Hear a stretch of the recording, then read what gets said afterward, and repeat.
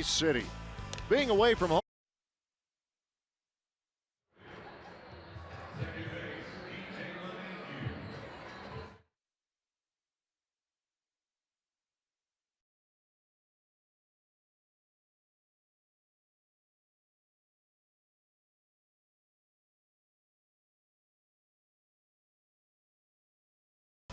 Being away from home has been favorable to the Crew this season with an 11-7 record to start the season. This series also features two of the most productive hitters at the hot corner in Travis Shaw and Nolan Arenado. Can the Brewers continue their success at Coors Field and get the home run bats going? The Brewers and the Rockies 4-game battle begins on Fox Sports Wisconsin. All right, about ready to go on another picture-perfect evening here for baseball. The Brewers and the Colorado Rockies, low 80s, little gentle breeze. We will take it as Craig Counsell brings his team to Denver for the first of 4, and from here it's on to Arizona for 3, and then the Minnesota Twins for 3, as the Brewers sandwich the 5-game homestand between 2 3-city road trips. Let's check out the Brewers batting order tonight. Presented by Potawatomi, Lorenzo Cain, Christian Yelich, Ryan Braun at the top. Travis Shaw hits cleanup. Jesus Aguilar hits 5th. Hernan Perez, Manny Pena, Orlando Arcia, and Yolis Chacin rounding out the batting order. That's the order that will face German Marquez as he is ready to deal. And Cain going after the first pitch, sends it deep to center field, and hello, Denver. Lorenzo Cain, first pitch of the night. It's 1-0 Brew Crew. Well, not about to let that one go by. Right down the middle, fastball, and Lorenzo gives the Brewers an early lead. That's the way it's done. The 4th home run allowed by Marquez this year. He's done a real good job keeping the baseball in the ballpark. The confetti flies in the dugout already is on pitch number 1. Lorenzo Cain gets himself home run number 5 on the season, and now Christian Yelich at the plate. We talked about how the runs have been down here at Coors Field through the first dozen games. What a start with a bang tonight from Lorenzo Cain. Now Christian Yelich, he had himself a pretty decent homestand at the plate, 7 for 19 in the 5-game stand at Miller Park. Brewers end up going 2-3 on the homestand, losing 2 of 3 to the Pirates, splitting with the Cleveland Indians, defeating the Cy Young winner from last year, Corey Kluber, and then Carlos Carrasco was just masterful yesterday afternoon. Yeah, 14 strikeouts, had a terrific slider. And the Brewers, 5 games over 500, and they are far from clicking on all cylinders offensively. And we talked about it when we came on the air. This might just be the place to get these bats going. That's the thing with both of these ball clubs. They know they can both play better, and yet both have identical records at 21-16. Of course, the Rockies a wild card club a year ago, just edging out the Brew Crew, and a couple of ball clubs that figured to be in the mix throughout the course of this season as well. Full count for Yelich. He's followed by Ryan Braun and then Travis Shaw. Settle in. Good start to the night here for Milwaukee. And Yelich now draws a walk.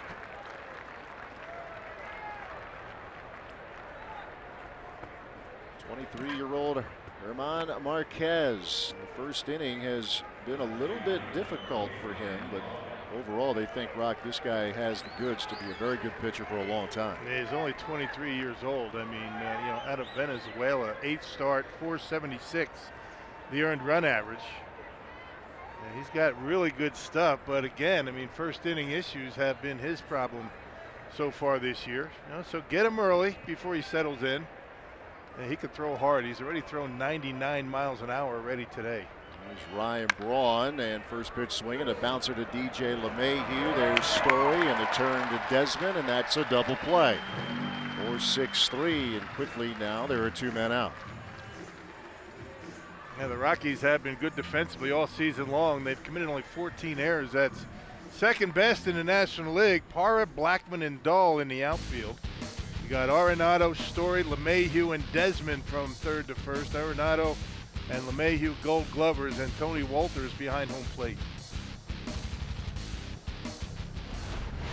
Actually, Gerardo Parra has a Gold Glove in his closet.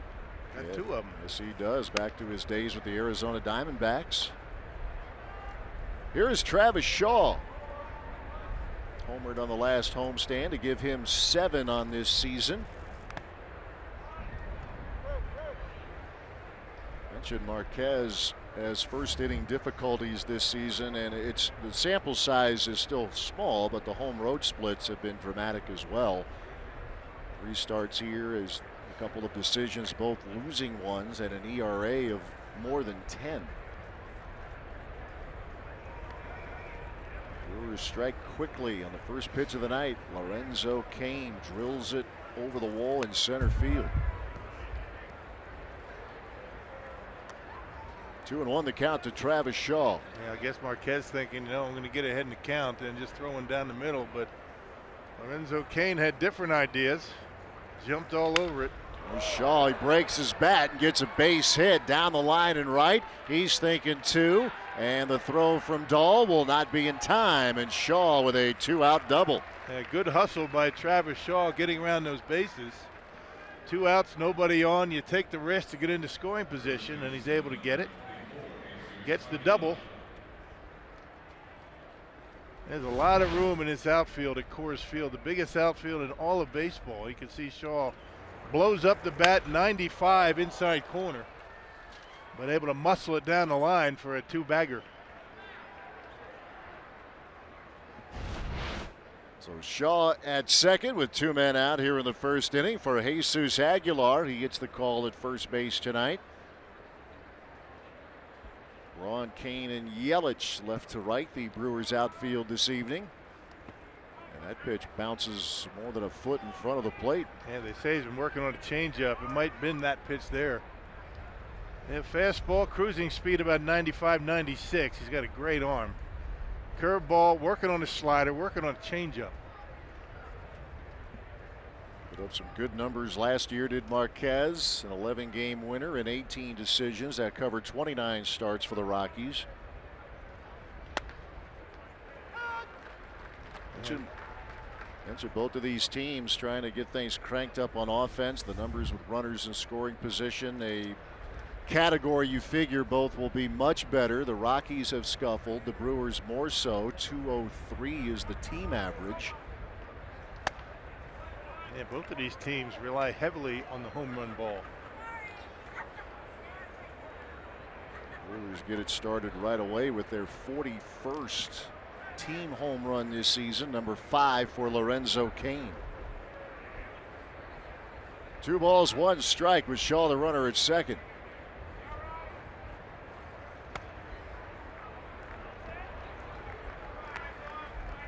A hitter's count for Jesus Aguilar. And Marquez realized he needs to be able to throw that off-speed stuff to keep him off the fastball.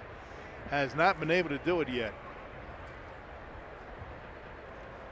Aguilar, a couple of home runs. He has driven in 11. Went deep 3 times here last August. Chase to pitch upstairs. Yeah, the equalizer up 96. Not a big guy, 6'1", 185 pounds, but generates a lot of velocity out of that right arm. Full count to Aguilar here in the first inning. Shaw dancing off the bag, and that gets the attention of Marquez. 2-out broken bat double from Shaw.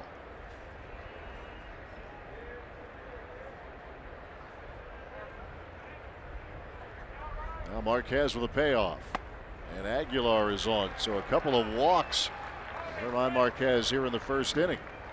Well, let's check out our Pizza Ranch for the win. And very uncharacteristically, the Rockies only 6-8 at home. Their team batting average only .251. That's very low for them. First inning issues for Marquez coming into today's game. 12.86 the earned run average in the first inning, and he continues to have problems. And we talk about home run derby. Both of these teams rely heavily on the home run ball. Both have struggled with runners in scoring position. I guess what it comes down to, the pitching staff that keeps the ball in the ballpark the best, probably going to come out on top. Yeah, no, that makes perfect sense.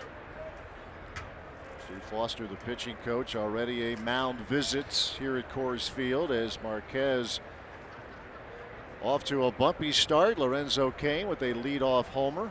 A couple of walks. He was helped by a double play ground ball off the bat of Ryan Braun. The Brewers with runners at first and second now for Hernan Perez. Perez, the second baseman tonight for the Brew Crew.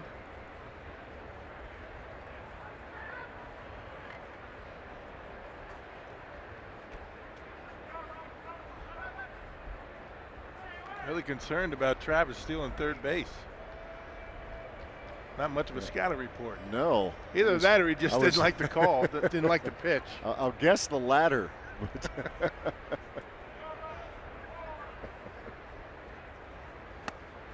There's that slider.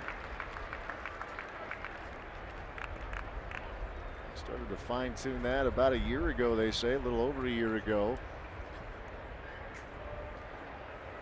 Already a busy inning for Herman Marquez. Pitch number 20 here in inning number 1. And the one-strike pitch.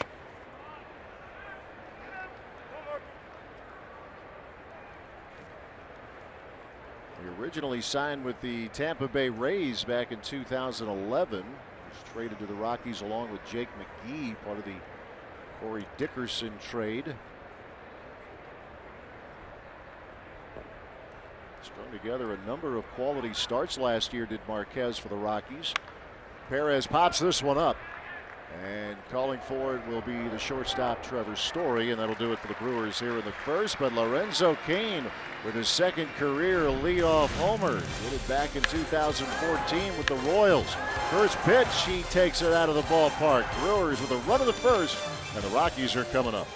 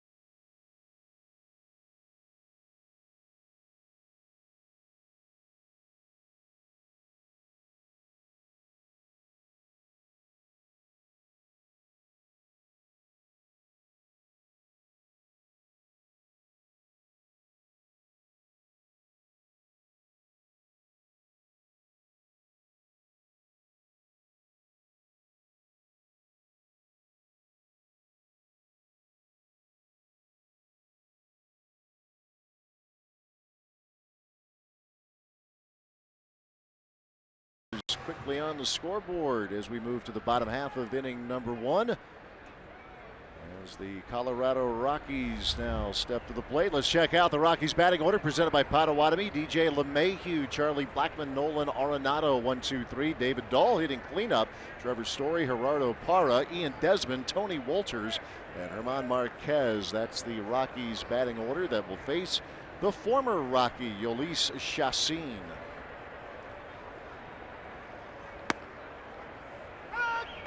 Mayhew back into the mix, returning from the DL a couple of days ago. You see his numbers. He's been real good lately. Last time out, a no decision against the Pirates, 6 innings, 1 run. He was a Colorado Rocky from 2009 to 14.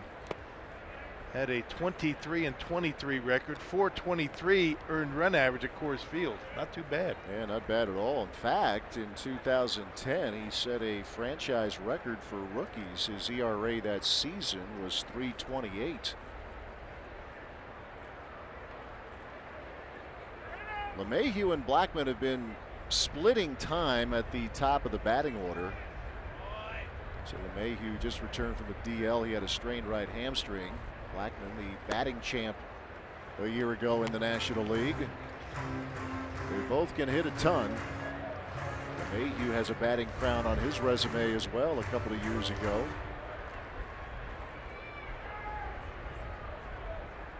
It's a team that hasn't hit particularly well here, but you figure that will change, and LeMahieu trying to change it right now as he goes opposite field for a leadoff single. And that's what you have to be careful about. I mean, everybody talks about the home runs, the extra base hits.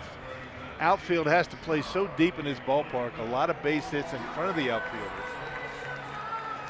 And that's what really gets you in this ballpark. Not many people realize that.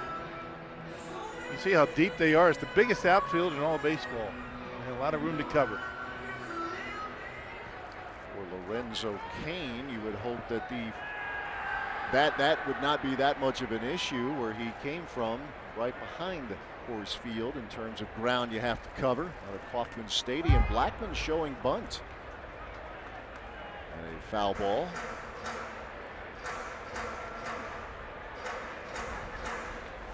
You see his statistics with the 11 home runs. There's really an oddity there. And again, the sample size of home games still relatively small for the Rockies.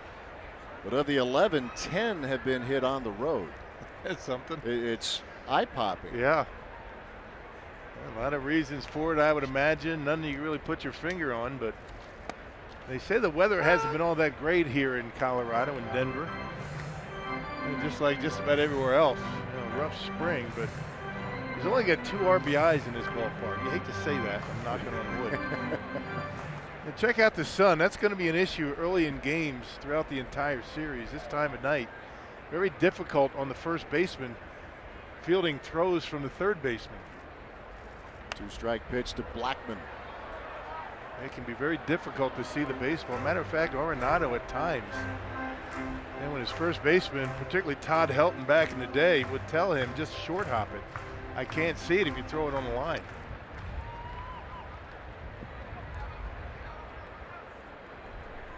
Two strikes and nothing to the Rockies center fielder. Leadoff single from DJ LeMahieu. And Blackmon sends another one out of play. Hit .331 last year and winning the batting crown of the National League. His OPS was 1,000. For power, 37 homers, drove in 104. You see, even though he has just 1 homer here, he is right behind Bryce Harper for big flies in the National League. A team known for hitting. And a liner caught by Aguilar, and that's a double play as they double off DJ LeMahieu. Well, sometimes you'd rather be lucky, right? I mean, right at Aguilar, it actually caught him. There's that pretty good pitch, a slider down and in, but Blackmon hits it hard. Aguilar barely has to move. No chance for LeMahieu to get back. That was a pretty good slider. It was. Here is Nolan Arenado. He enters this game having reached safely in each of his last 19 outings. First pitch swing, and he pops this one up. Jesus Aguilar put this away, and that will do it for the Rockies in the first inning. Good start for Yolis Chassin. Brewers a 1-0 lead.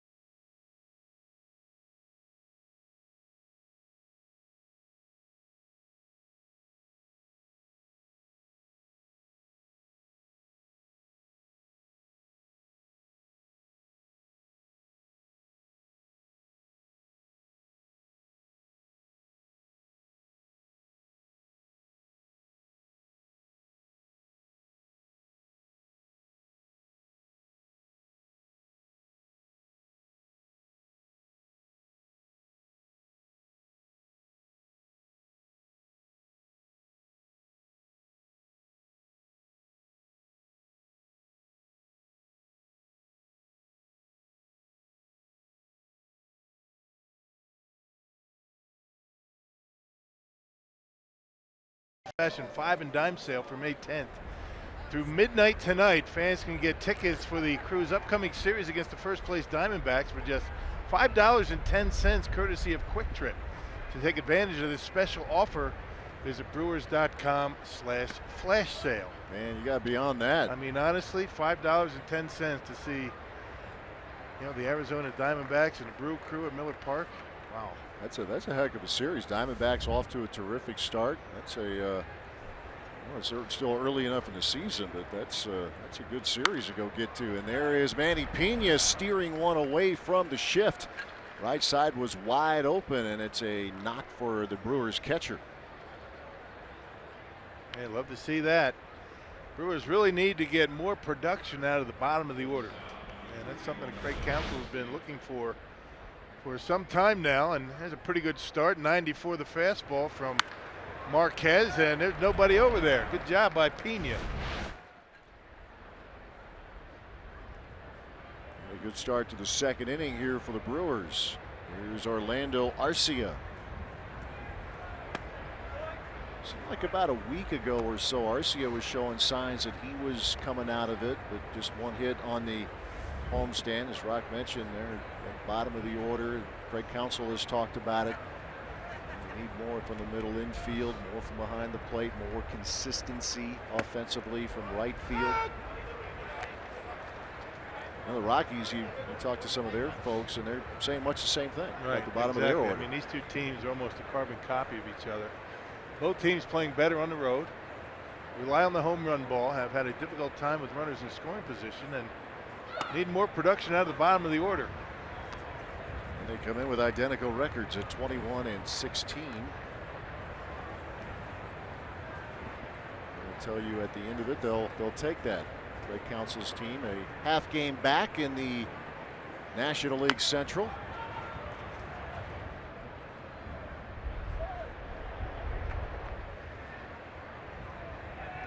The sample size, by the way, for Arcia is a rather limited one, but he has had some success against German Marquez.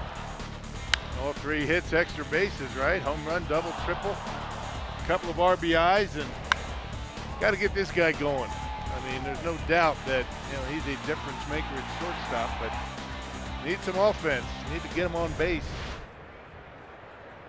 2 balls, 2 strikes.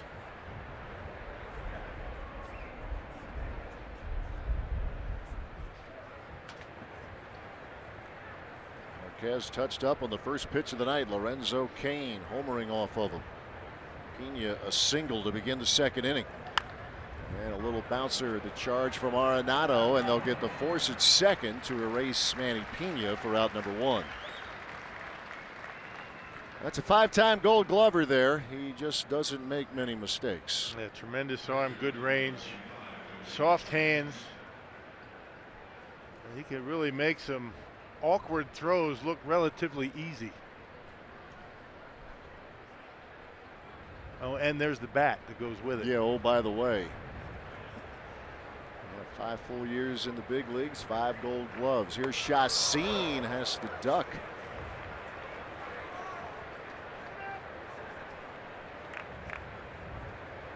He'll regroup.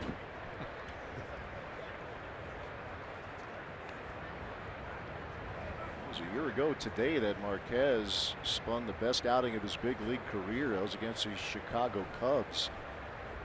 8 innings of 3-hit shutout ball, and again he buzzes one inside. He's the one that hit Chris Bryant in the head, right in the helmet. He was, yeah. You can see why. I mean, he does let some get away from him, not on purpose. Check it out, second time, get out of the way. Actually did get a piece of it, so it's a 1-ball, 1-strike count on Chacin. And unsuccessful trying to move Arcia up a base. I don't blame him for being a little bit loose in that box. They get buzzed a couple of times. That's going to maybe change the approach a little bit. And Marquez involved in the bench clearing fracas with the Padres a few weeks ago as well. And trying to bunt and unable to do so is Chassin, and that's out number 2. I like that word, fracas. The fracas. Something different than dust up, Yeah, that's good. Tussle would just be another way to describe a game. Fracas at the tussle. Yeah. Yeah. Rumble. That was a pretty good one, too. Yeah. You guys, they got after each other. Here's Lorenzo Cain. Began the game. First pitch, long ball. A couple years ago, Jonathan Villar did that for the Brewers. That was off of Cole Hamels. Here's how Cain started this night against Herman Marquez. Powerball home run count number 5 on the year.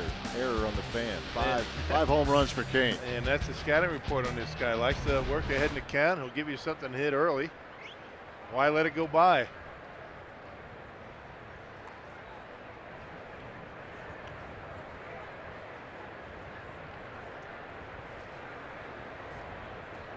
One ball, no strikes to Cain with Arcia the runner at first and 2 men out.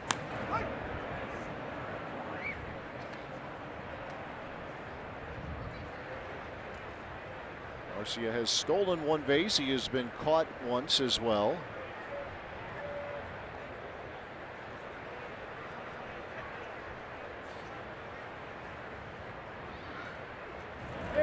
Very preoccupied with Arcia. You're right, that was close, and he just about got caught the second time around. He did it again.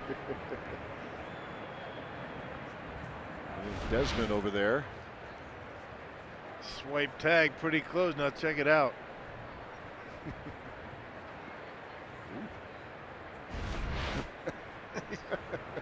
Playing chicken. Yeah. Now he's playing pickup. He fakes as though he will steal, holds up. That's kind of stuff you do in your backyard, right? I mean, just having a good time. He's got a great attitude, does Arcia. Yeah, he has fun playing this game, without a doubt. Yes, he does. And defensively, anything in the air, no matter where it is, he thinks he can go get it. And most of the time, he can.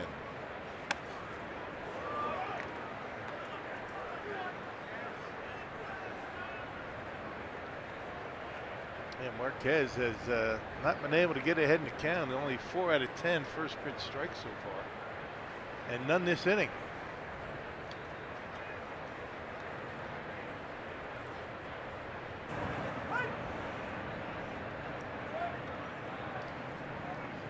Last start was a good one for Marquez against the Mets. 6 innings, gave up a couple of runs. Rockies had a run with their rotation of 9 consecutive quality starts. Angels busted that up yesterday afternoon. And both the runs that he allowed were in the first inning. Right. 2-2 the count now to Lorenzo Cain. Couple of rough starts against the Braves here. Braves are hitting well, period. And then the Cubs here as well. Got to them over 3 1/3. Gave up 6 runs to Chicago. 2-2 pitch.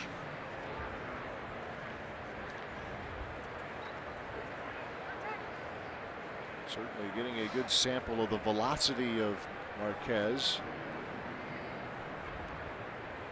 Comfortably gets it up there at 96 and can push it a couple of ticks higher. Payoff pitch on the way, and we'll do it again. And we've already seen a couple of 99. And I guess you would classify his wildness as being effectively wild. You really don't want to dig in against this guy. No, he will show no fear on working inside, as we have seen already tonight.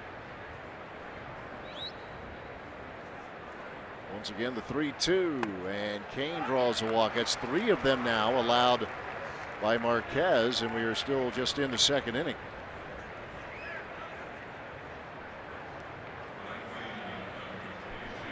So here we go again, a runner in scoring position, and Christian Yelich gets the opportunity. And mentioned the homestand was a pretty good one for Yelich against the Pirates and the Cleveland Indians. You can go back further than that. The last road trip, last 9 games, driving in runs, hitting .361. And he's always got to do something to help you win, whether he gets hits or not. It's kind of a player he is. A couple of impressive catches out in left field. He is in right field tonight for the Brewers. There's a Gold Glover, is Yelich, in his time with the Miami Marlins.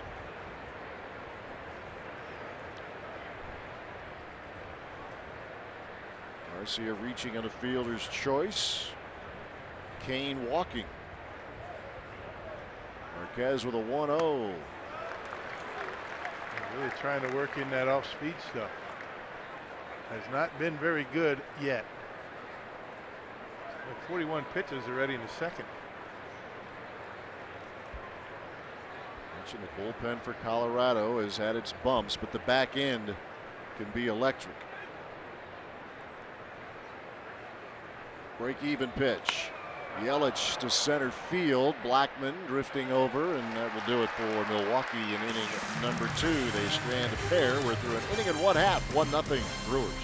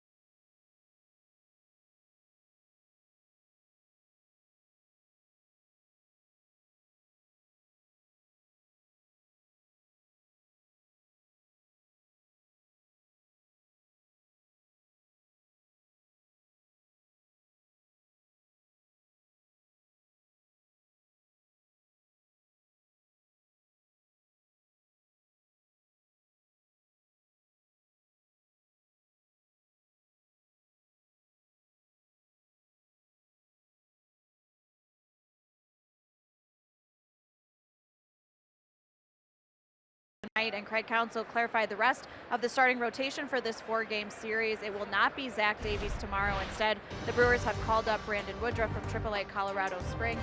On Saturday, it will be Chase Anderson, and Sunday is listed as TBD, but Counsell said it would likely be the lefty Brent Suter out of the bullpen, but he wants to see how these next 3 games go before committing to that. And we spoke with Zach Davies before the game. He threw a bullpen yesterday at Miller Park, told me he threw about 10 pitches on the lighter side, but just was having the same problem with that right shoulder in terms of not being able to get to his release point, and so he felt was not ready to make the start for this weekend series. So he'll basically start over, take a few days off, then start his throwing program again and just see if maybe more time will help that right shoulder inflammation die down. But Davies will not start here this weekend. All right, Sophia, thanks. Yeah, Craig Counsell with a lot of moving parts, rotation and bullpen. They've made it work here to date, but that's tough. You just hope that it's not long term here with Davies. Yeah, I tell you, the organization has done a masterful job of working the minor leagues, the bullpen, starting rotation, and get them where they're at right now. I mean, they rank favorably in team earned run average, given all the issues that they've had.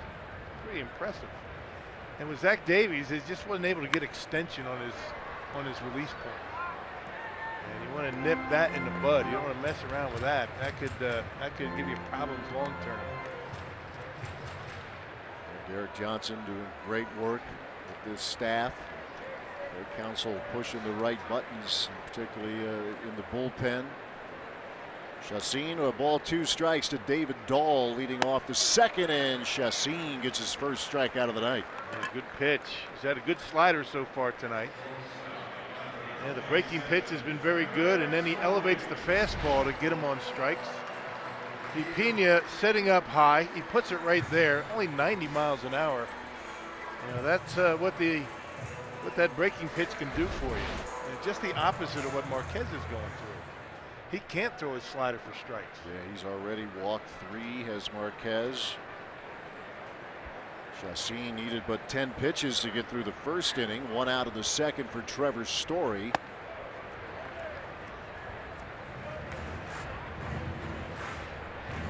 A power hitter, but he does strike out a ton. Led the National League in that category last year, and right now has struck out more than anyone in the National League. He has struggled against right-handed pitching so far this season. Getting but 193. You see the strikeouts. That's about 1 out of every 3 plate appearance for Story. Well, Paul Goldschmidt, unusual. Yeah. And he can also hit it out of the ballpark, and he just did. It is gone. Number 8 for Trevor Story, and now the game is tied at 1. And that's why you keep him in the lineup. I mean, he does create a lot of power in that bat. When you make mistakes, he will knock it out of the ballpark. But you pitch him tight, and he'll punch out. That was a 1-1 pitch. And Story knocks it out of here.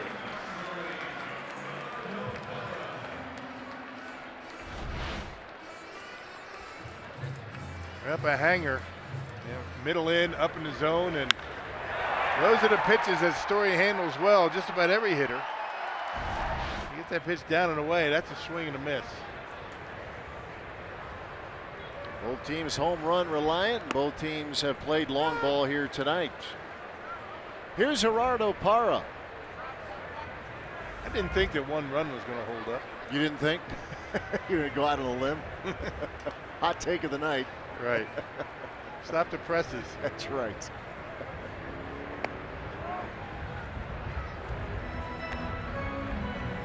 Remember a couple years ago that breakout month of April that Story had. All the headlines and 10 homers in the first month of the season. He had a great start, then he got hurt. He did. Played well enough to earn himself a bid to the All-Star game, but yeah. Got hurt late July, I want to say. The season was over. Parra, you'll remember, was a Brewer about 100 games back in 2015, and a hot shot that's knocked down by Chassin. That's out number 2.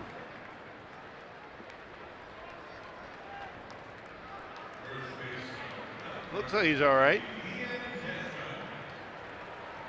And Gerardo Parra right back at him. Check it out. Yep, got the glove on it. There you go, no problem. Might have scared him a bit. Coming in hot. By the time he gets, releases that baseball, finishes his stride, what are you thinking about? 52 feet away? Right. Coming at you with a lot of velo. Here's Ian Desmond. Struck out 4 times yesterday afternoon against the Angels. There's a bouncer that's gobbled up by Jesus Aguilar. And that'll do it for the Rockies in the second. Well, Kane went deep in the first. Trevor Story goes deep in the second. We're tied at 1.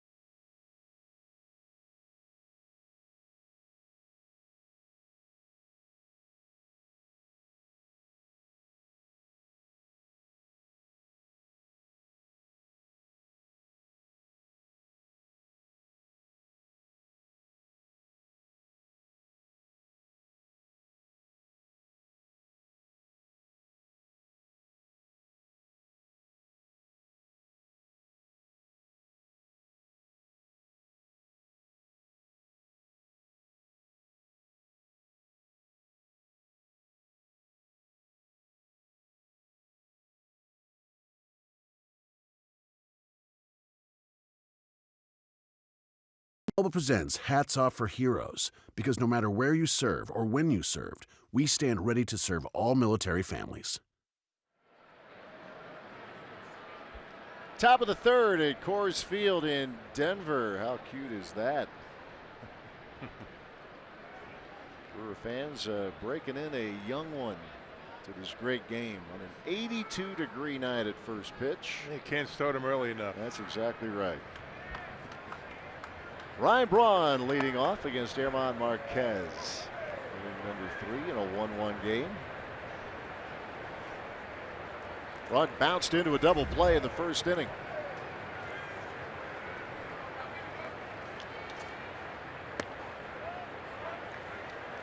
Played a role in a Saturday night win for the Brewers against the Pittsburgh Pirates. Big 2-run double in the 8th inning gave the Brewers the lead for good.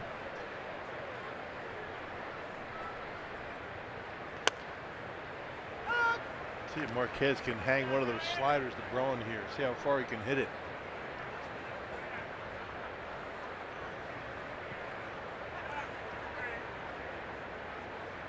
Brings a 2-1 pitch. That was one. It was. See, right down the middle. You see Braun upset with himself.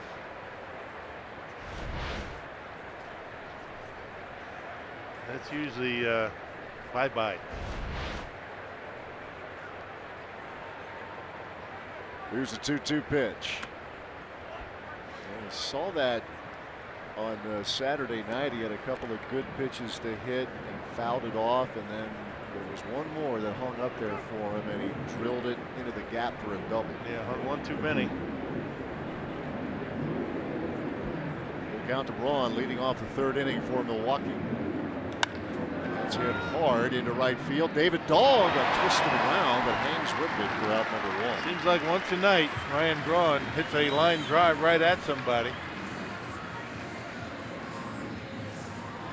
That stuff starts to get into your head. He hit that one well. Dahl made a nice catch, had to jump right at the last second. He handles that outside pitch extremely well, 96 up, and hit it like a bullet. Well, you're right. He has hit some scorchers right at someone. Yeah. Here's Travis Shaw. That's one of those you go back in the dugout, everybody's high-fiving and you saying, you know, hang with them. After a while, the hang with them's get old.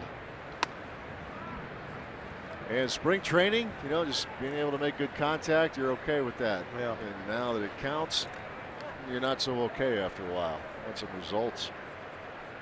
Shaw, broken bat double in the first inning.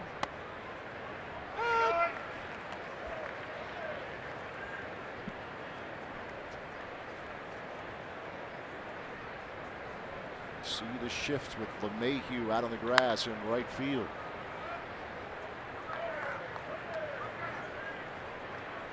Count is even, 2 balls, 2 strikes.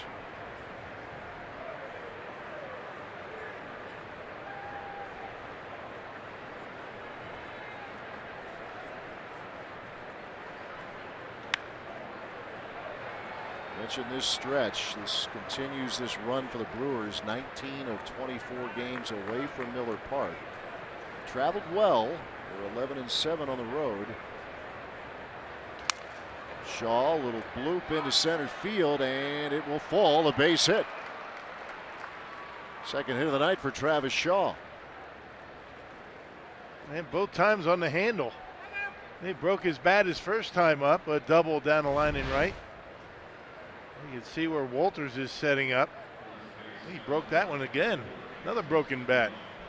You see the shrapnel. Well, they both died happy, both of those bats.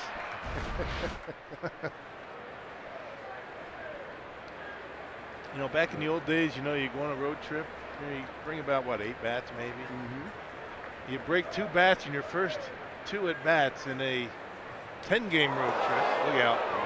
Yeah, Aguilar just takes one. I'll tell you, this guy's dangerous. Yeah, he is. I mean, he is you know, throwing hard, and he has come very close to hurting somebody a couple of times in this game. Like Troy Walters, the catcher, making sure that Aguilar is all right. I mean, I'm not even close. Man, that is got him very right dangerous. Right on the forearm. How many times have we seen him come up and in like that?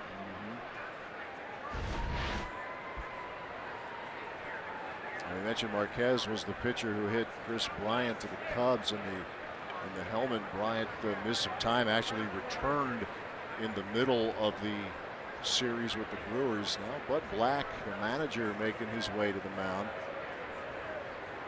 Who does he want? Calling somebody out. I think they want to fix the mound. Yeah, a little maintenance work.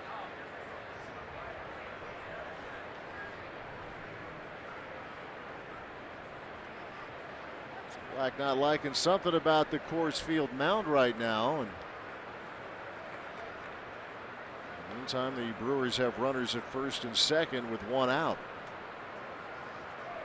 He's kind of slipped a couple of times, hadn't he? Yeah, he has. And maybe he's trying to fill in a hole here. Here's the pitch for Aguilar. And he slips a little bit with that front foot.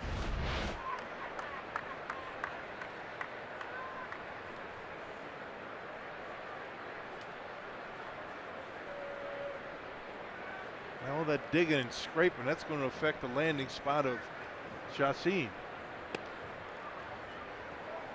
So if Ulisse goes out there and doesn't like it, they're going to have that ground crew come back out and fill it in.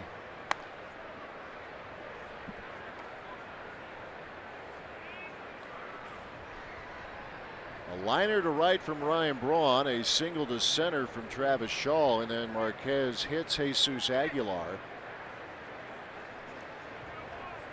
Satisfied the mound is in good shape now as we proceed for Hernan Perez. Now if you're Perez, I mean, you sticking that chin out over the plate right here. I mean, that really, the way he's been throwing the fastball really opens up that outside corner for him. Tried to work it out there, but nice play over there. Good block by Walters. Boy, he's all over the place tonight. Yeah, he is. He's walked three. He has hit a man. Walters will try to settle his pitcher right now. Brewers have something going in the third inning.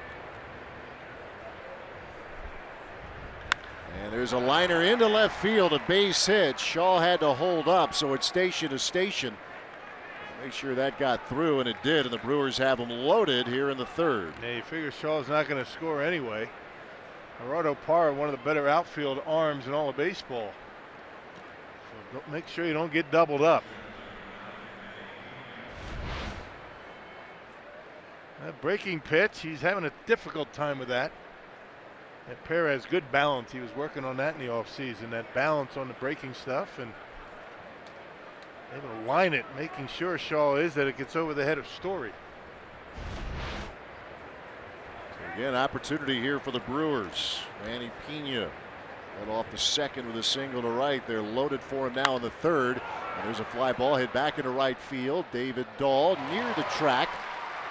That will be plenty good to get Travis Shaw home. Sacrifice fly from Pena, and the Brewers regain the lead. Yeah, kind of surprised Aguilar didn't tag up on that. Yeah. Well, Manny able to drive and a run. Travis Shaw able to score on the sac fly. There's some pretty good situational hitting for the Brewers.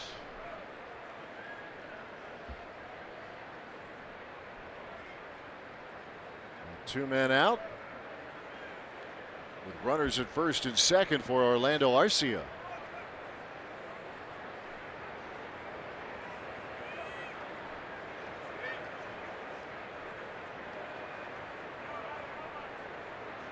Turned into a good year at the plate for Arcia last year, trying to recapture some of that. Still looking for the answers. Marquez having a world of trouble getting first pitch strikes. Here's the 1-0. Back up the middle. LeMahieu knocks it down, but the feed to Story not in time. Everybody's safe, and the Brewers have them loaded again. Yeah, and that's unfortunate that Aguilar wasn't at third base on that sac fly. Right. That might have been a run. Of course, you never know how things are going to work out, but A good play by LeMahieu to keep it in the infield. He almost got an out at second base.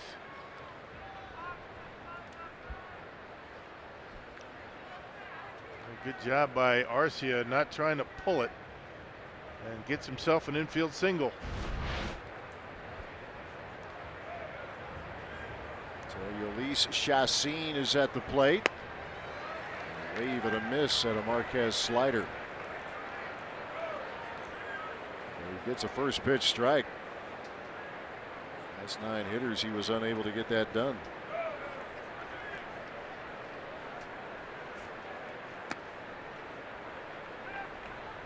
Here's Chassin, see if he can wait him out a little bit. Yeah. He's walked 3, he's hit a man. Another busy inning for Marquez, another 20 pitch inning. He's had nothing but through the first 3.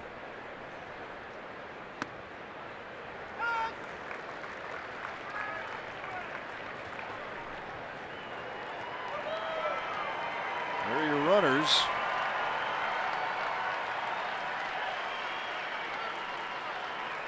Chassin is 1 for 14 at the plate this year. And he is trying to wait out Marquez. 2-2 the count.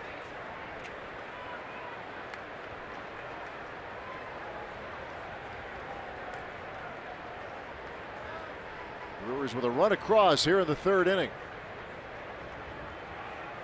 2-2 pitch. Inning over. The Brewers get a run, but they leave the bases loaded. We are through 2 1/2 at Coors Field. Brewers with a 1-run lead.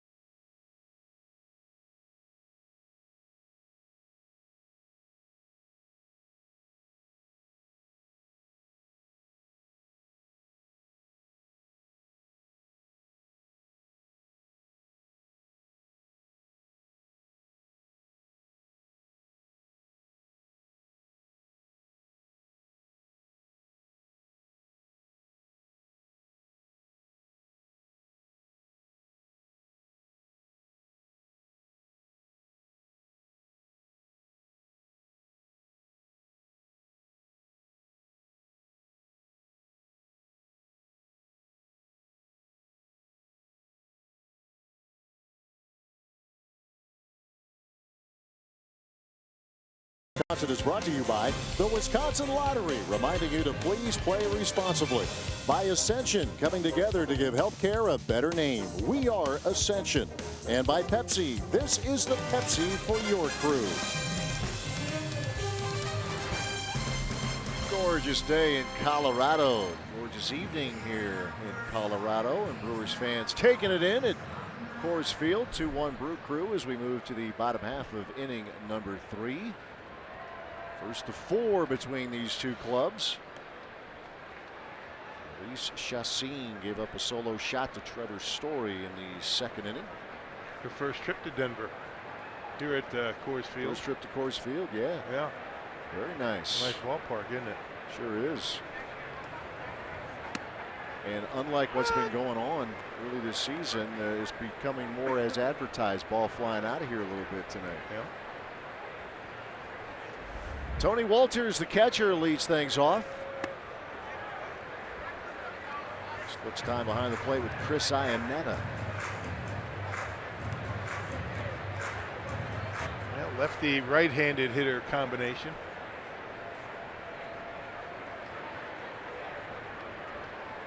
Walters has homered. He has driven in 6 this year so far. Here's the 2-strike pitch.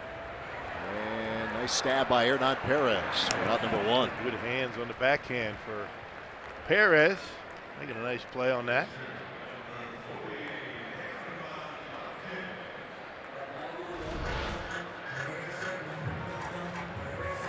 Good pitch. Look at the changeup that time from Chacín. Look at the soft hands on the backhand. And gets him easily.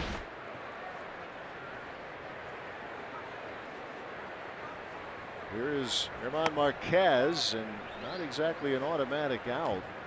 Here's Marquez. He's 4 for 12, all singles. Not afraid to swing the bat. As you can see, but tagged. Oh, what a catch by Orlando Arcia. My goodness.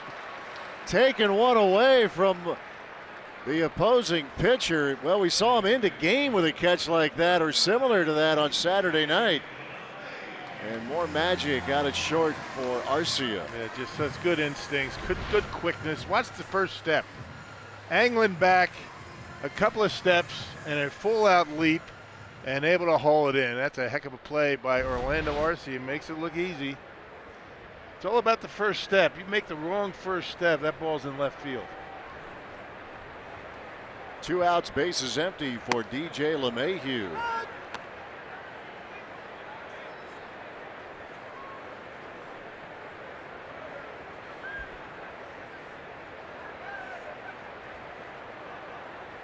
.288 average for LeMahieu coming into the game. .363 his on-base percentage, and adds to it with his 2nd hit of the night. Yeah, he said he was having a difficult time at Coors Field this year. Yeah. Not tonight. No, not tonight. Base hit to right, base hit to center.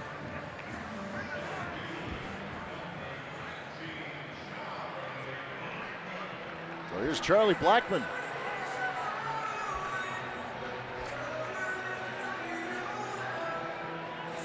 So they talked about the bottom of their order struggling. That top of the order, that still strikes, if not fear, an awful lot of respect. Blackmon lined into a double play in the first.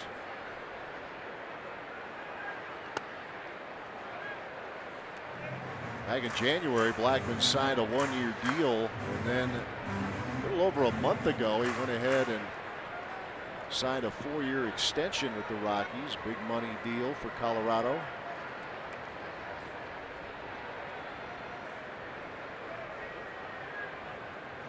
Here's the 1-0. Good off-speed pitch to even the count. Yeah, he's got good off-speed stuff today.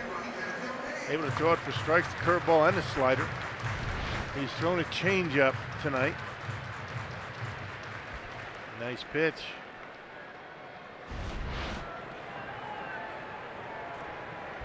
Ball a strike. Chacín versus last year's National League batting champ Charlie Blackmon.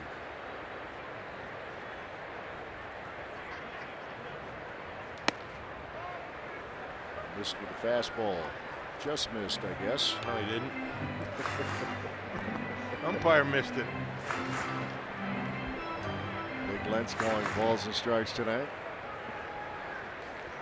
You're being too nice. It's the mood of the moment. Yeah.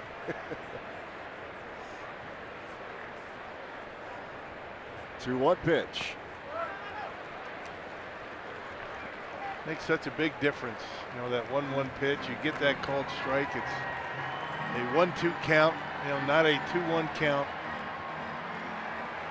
Just changes the at-bat completely. Yeah, it does. We talk a lot about first pitch strikes, and that's important. But the swing and batting average, 2-1 versus 1-2.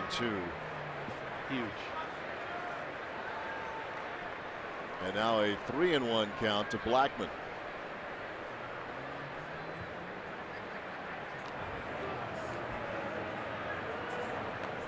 Double play he hit into in the first inning. He hit right on the button, but right to Jesus Aguilar. And he was able to double off DJ LeMahieu.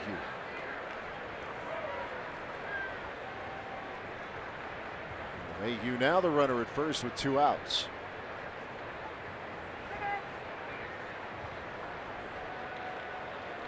Charlie Blackmon looking for something out over the plate. He can be selective. And Chassin forced to throw a strike.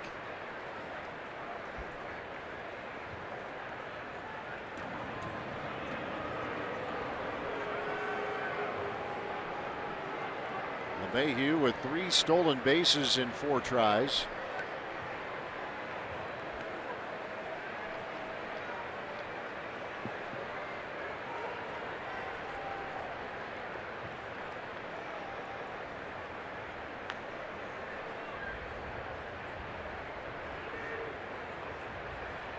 And the 3-1 pitch.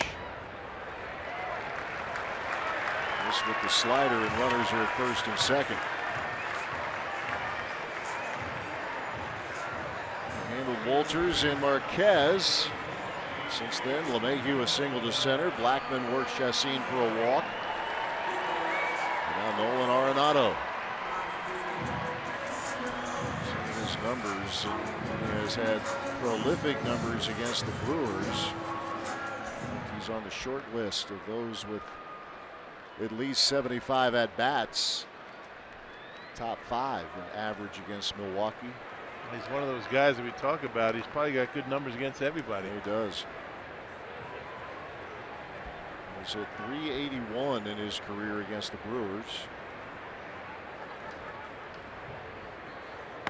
Popped out to Aguilar. That ended the first inning.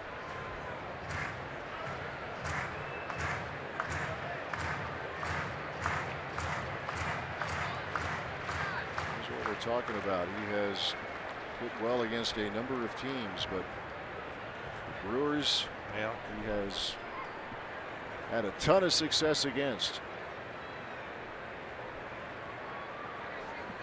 Home run and RBI champ in 2015 and 16. Yeah, he's always hit well against everybody here, but I remember a number of series at Miller Park that Arenado just went nuts.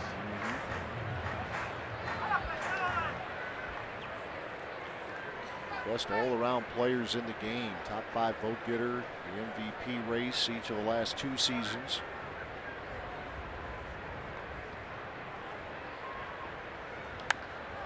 And Arenado pops this one up, but it will carry out a play.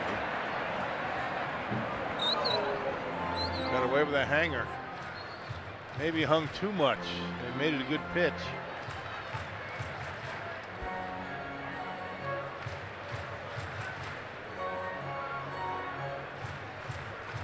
You best not do that again. This guy he's facing has averaged 40 homers over the last 3 seasons.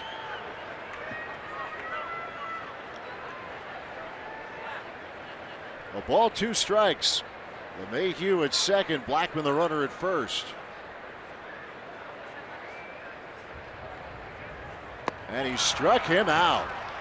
Oh, good work by Yolis Chassin as he gets the always dangerous Nolan Arenado. As the Rockies will strand a couple. Slider gets the third.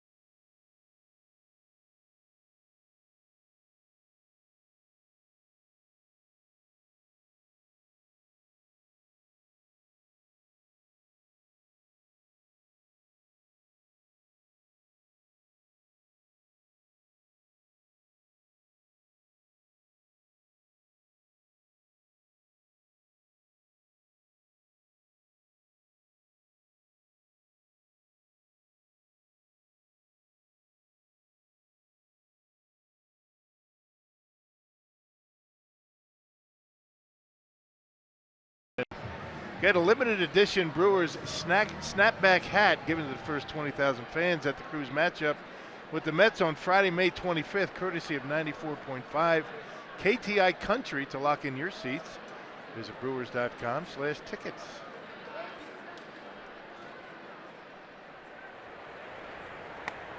Top of the order here for the Brewers, Lorenzo Cain. Was scoot out of the way. Marquez has walked 3. He has hit a batter. That was Jesus Aguilar. At the plates, presented by Wendy's for Lorenzo Cain. A homer to begin the game.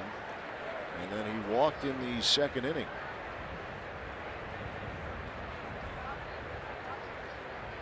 Marquez with a 1-1.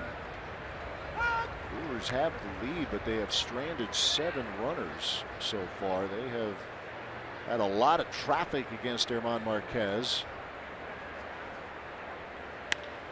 And came with a roller to Arenado. Rifles it over to first for out number 1. Part of a very good defense, this Colorado Rockies ball club. 14 errors is all. That's second best in the National League. Diamondbacks are tops in the NL. So the Brewers' next couple of series are going to be facing some pretty tight defensive units. Yeah, the Diamondbacks have committed just 12 errors, and they've pitched really well as well. The bullpen in particular, it's a team where the offensive numbers not as good as you would think. Here's a tough play for Trevor Story. Can't make it. Legging out the infield single is Christian Yelich. And made it close. He's got a good arm.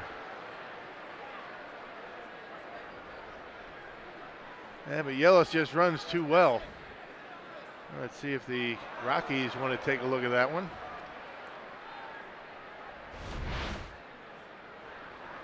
Bang, bang, got the safe call.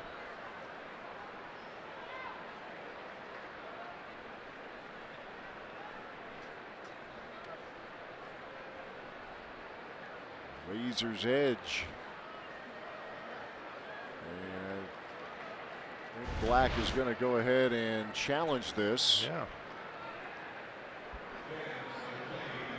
It was an impressive play out there at short by Trevor Story to make it at least close. Yeah, with his momentum going toward left field, they would get a good throw off. He short hopped it by design to get more on it. Ruling on the field, an infield single for Christian Yelich. Going to be close. They just showed it on the scoreboard. It looked like this one might be overturned.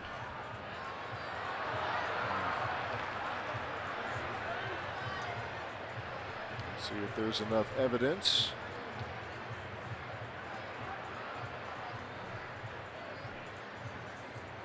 That's when the ball hits the glove, not when the glove wraps around the baseball.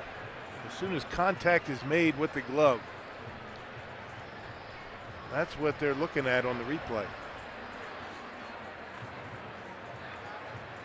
The other question perhaps is that Yelich's heel get to the bag first.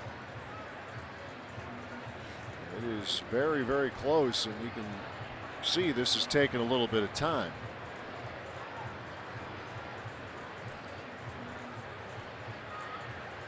He will be safe. Wow. Not enough. I'll tell you what, it's hard to figure sometimes.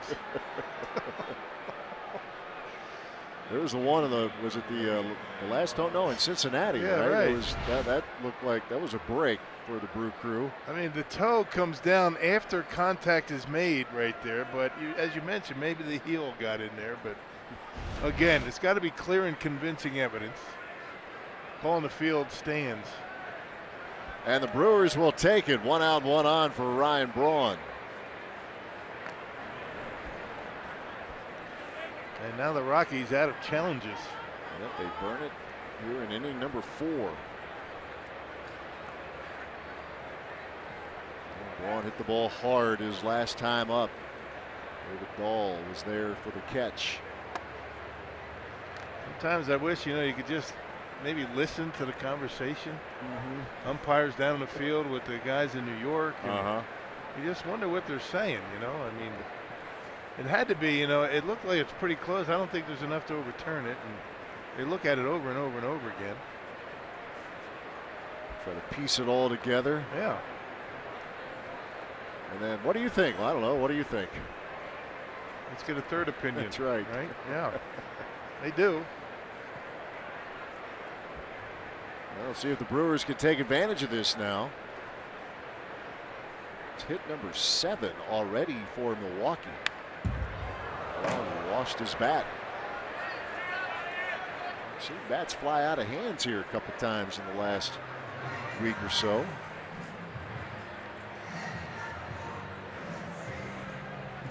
Ball the strike to the left fielder. Brewers getting their runs, a solo homer from Lorenzo Cain and then a sacrifice fly from Manny Pena. But they have stranded 7 so far tonight through the first 3 innings.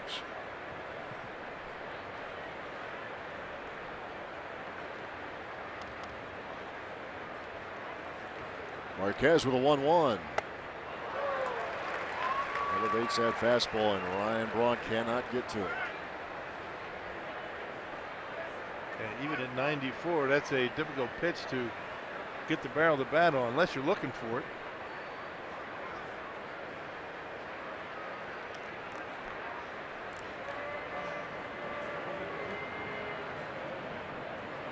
Yelich 1 out of 2, if you're wondering, in the stolen base department.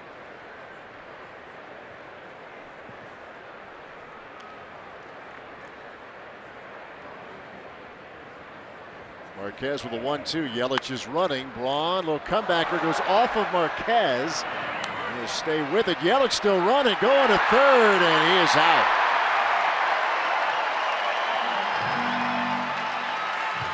One to 3 to 5 to erase Yelich. Did you see the pick by Arenado down at third Big base? time. Goodness.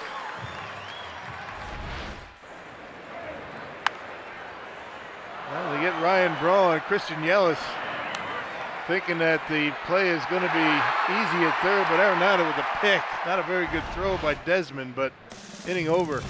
And it remains a 1-run game. Brewers lead 2-1 to the 4th.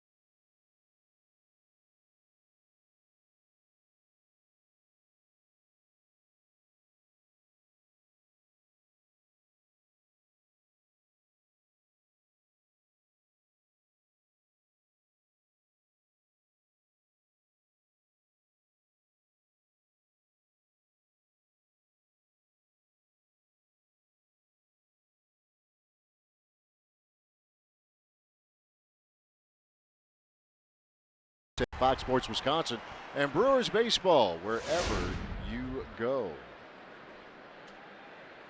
Bottom of inning number 4, David Dahl leading off against Yolis Chacin. Chacin starts him with a slider for strike 1. Dahl was a first-round pick 6 years ago by this Rockies organization. Had all of of last year, wiped out. Had a rib injury in spring training. Tried to come back in July, but had to shut it down because of back spasms. Off to a nice start this year for the Rockies. And Pena took that foul tip hard, and he's feeling it. And Dan Wright has got a lot of mileage between the dugout and the field this year. Brewers head athletic trainer. He has been a busy man. In years where I've told him, man, you are getting way too much airtime, and he says you are exactly right. Yeah. Unfortunately, he's getting more airtime. Every time I see him on the field during batting practice, I say, I hope I don't see you tonight. There he is again.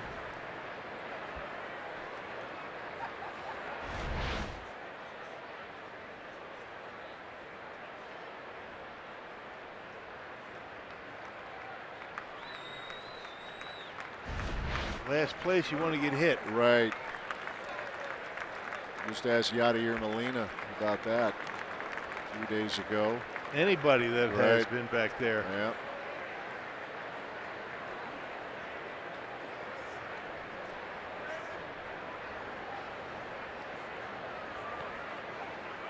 Play counsel's making sure. So you all right?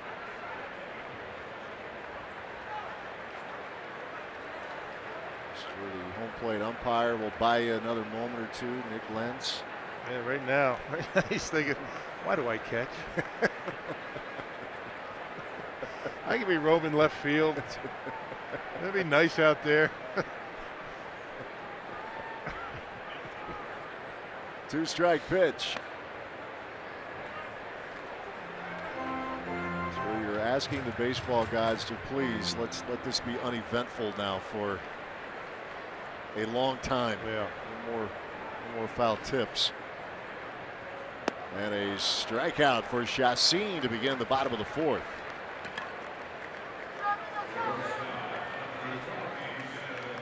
One away here in inning number 4. Now time for the Lowe's whole team together. The Colorado Rockies ranking second in the National League. They now have 47 home runs. Trevor Story going deep in the second inning. The Brewers are 7th. They have 41. Lorenzo Cain getting number 41 tonight.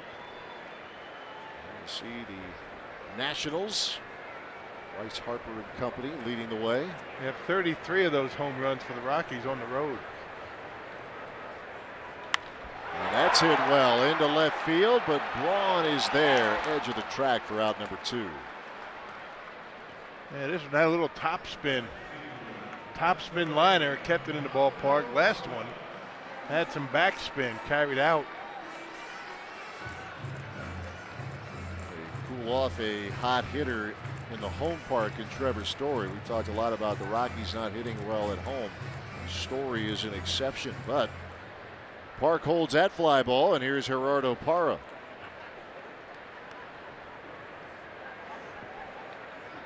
Comebacker to win the first inning.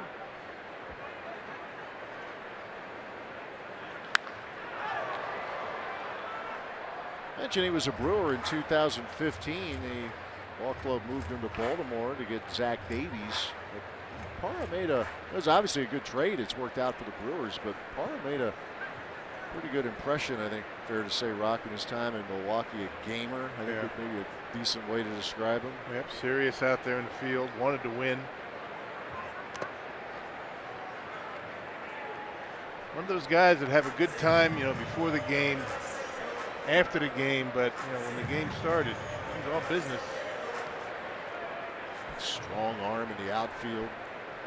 Gold gloves with the Diamondbacks in 2011, and then again 2 years later. There's a 1-1 pitch. Back up the middle. Perez is there. And Chassin has his first 1-2-3 inning of the night. Travis Shaw will be leading things off. He's hit 7 homers on the year. He has 2 hits tonight.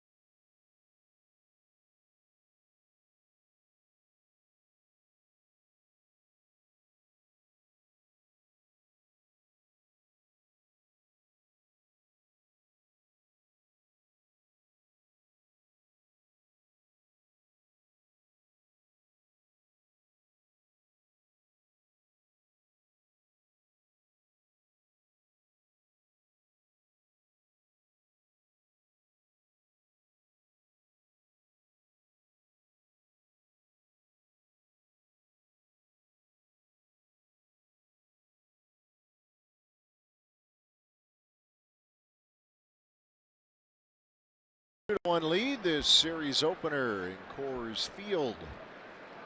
4-game set, Brewers and the Rockies. Travis Shaw will lead things off against German Marquez. 2 runs, 7 hits here for the Brew Crew. They have stranded 7. Marquez gets a first pitch strike, and he has not had many of those so far tonight.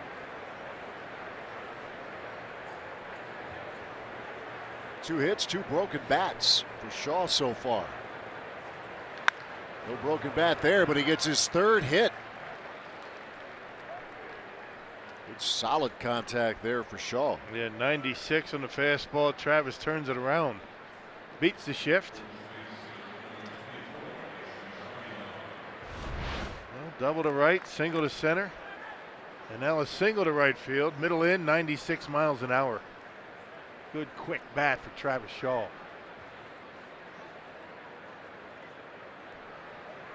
See if the Brewers can break through here. They do have the lead. String together some hits, get a good inning up on the scoreboard as Aguilar takes a slider for a strike. He's been on base twice tonight. Felt it the second time.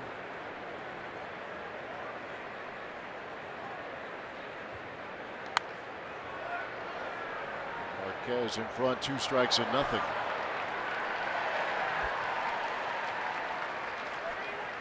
Had 14 quality starts last year to German Marquez. That was the most among rookies. Had a string of 6 consecutive quality starts for Colorado.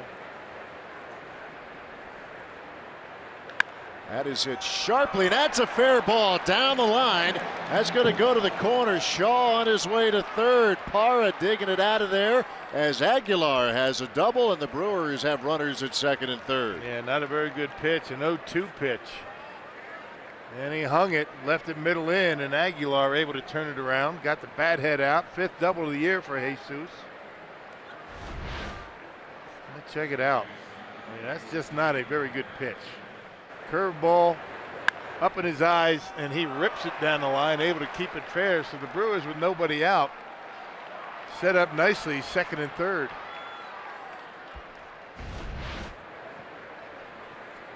Here we go for Hernan Perez. Talked about the Brewers' struggles with runners in scoring position. Field creeping in for Colorado. Perez with a base hit out into center field. Shaw is in. Here comes Aguilar, and he will score a 2-run single for Perez as the Brewers are breaking through here in inning number 5. Yep, and the bottom half of the order getting it done. Now Perez with a base hit to score 2. Well, 3 of the 4 runs for the Brewers driven in with the bottom half of the order. Aguilar, a late break on that pitch. That was an obvious base hit, at least it was from up here. Yeah. Might look a little different down on the field, but you know, even with the late break, Aguilar able to score. Check him out. He kind of stands there. Now he gets going, and not a very good throw by Blackman, but that was a pretty good piece of hitting by Perez. Boy, it'd be nice to get him hot. His second hit. Good sign tonight as Dan Wright fanning off Jesus Aguilar in the Brewers dugout. 10 hits now for the Brew Crew. Another mound visit here for the Rockies as Marquez a little off his game, and the Brewers finally moving the line here in inning number 5. Brewers, now we've talked about the runners in scoring position numbers. The Crew 3 for 6 here tonight. Good 2-run single there for Perez. Bullpen activity now for the Colorado Rockies. Mike Dunn warming up. There's Manny Pena. Slider will land for strike 1.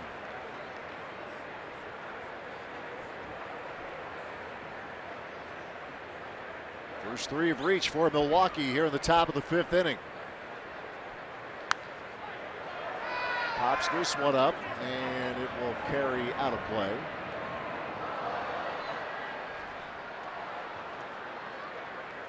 And it's 2 strikes and nothing on Pena.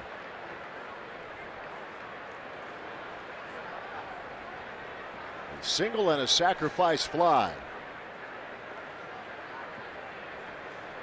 Bottom of the order, producing some offense here tonight for the Crew. Yeah, exactly what they need.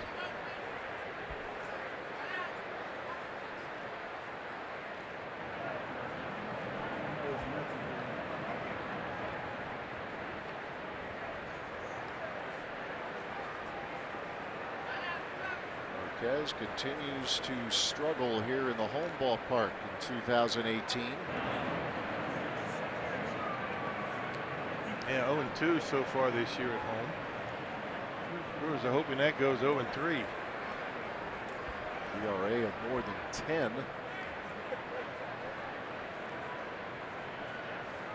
Two-strike pitch.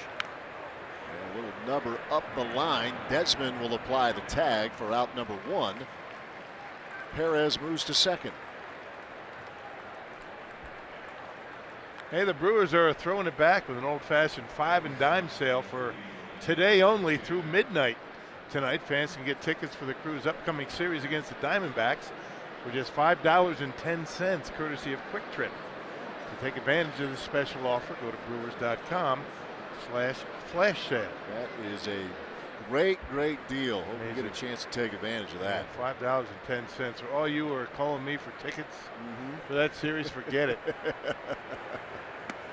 $5, $5.10. To watch what should be a heck of a series. There's Orlando Arcia. Infield single in the 3rd inning.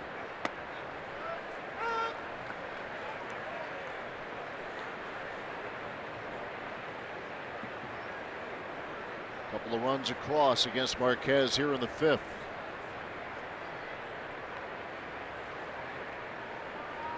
Break-even pitch. Slider is up. Shaw started with a single to right. Aguilar a double down the left field line. Perez brought them both home with a 2-run single to center.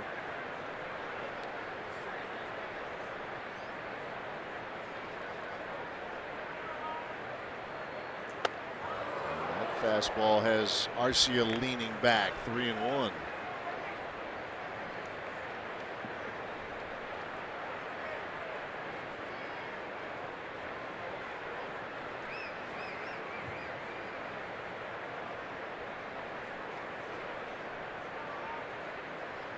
Pitch.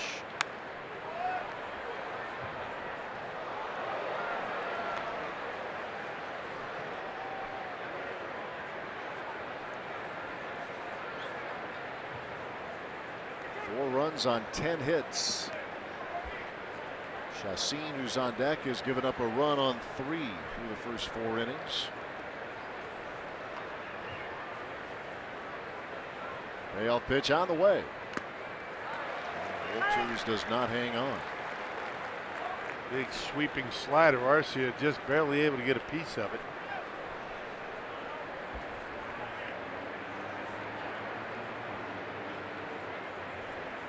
Get into a fielder's choice before the infield single tonight for Orlando Arcia, and a terrific catch at short, taking away a hit from the Rockies pitcher.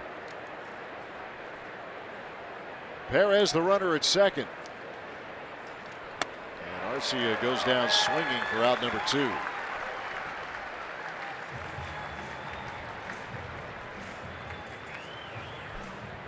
And 3rd strikeout from Marquez, and the other 2, Yolis Chassin, 97 up in the zone. See why they like him. He certainly has had command issues tonight, Marquez. That's some pretty electric stuff. Here is Chassin.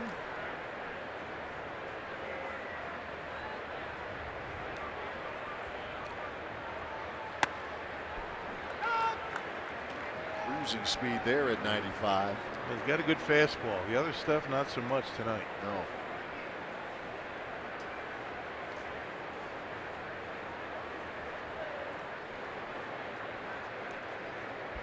Got to Marquez in the first pitch of the game, a Lorenzo Cain home run.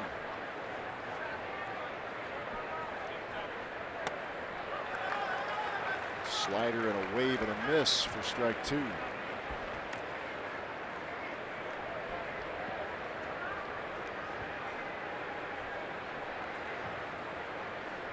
The Rockies pitching, it has been very, very good here for the last couple of weeks or more.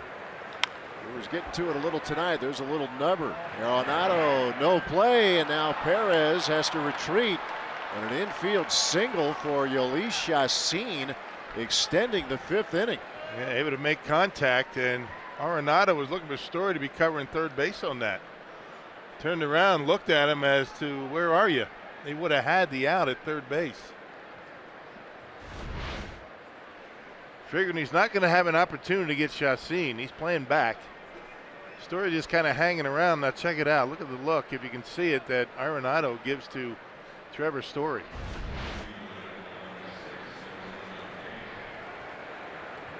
So now this 5th inning continues as Chacin gets his 2nd hit of this season. Lorenzo Cain at the plate.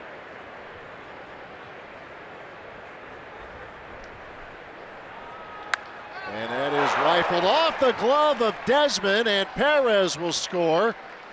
Cain his 2nd hit, 2nd RBI, and it's turned into a 3-run inning for the Brewers. Well, almost in self-defense, Ian Desmond, that ball was hit like a rocket right at him. All he could do was knock it down. Well, Bud Black tried the best he could to get Marquez through this inning because he's due up 3rd in the bottom of the 5th, just couldn't do it. Mentioned Rockies pitching. The starters since April 24th have had the 2nd lowest ERA in baseball to the Astros, but the Brewers get to the starter tonight. 5-1 Milwaukee pitching change at Coors Field.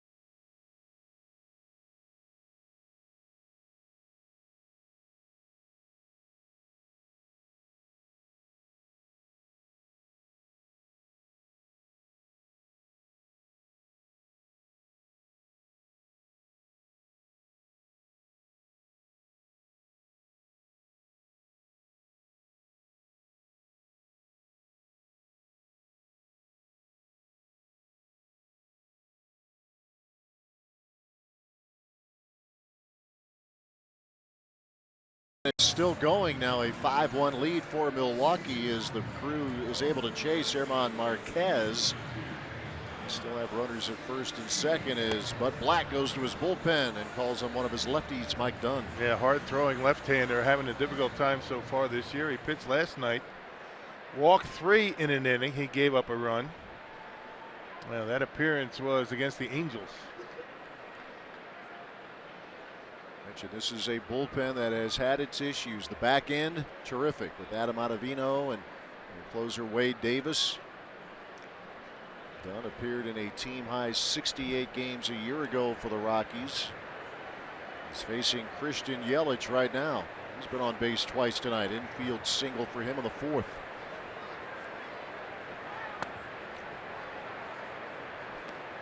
When you talk about a balanced bullpen, Rockies have that. 4 lefties, 4 right-handers. Yeah. Brewers are close. They're right along those lines. Field single for Chacin. Run scoring single for Cain.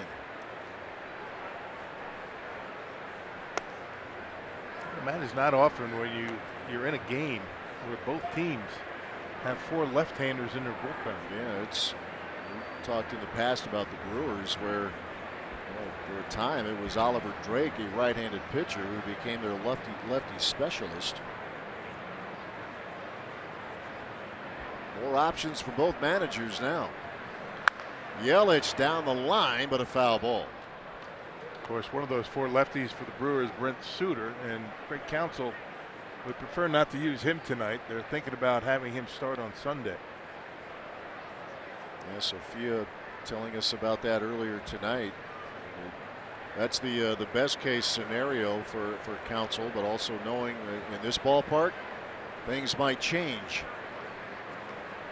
Certainly Suter was ready in an emergency role. Wade Miley went down early in the game against the Indians a few days ago. 2 balls, 2 strikes now to Yelich.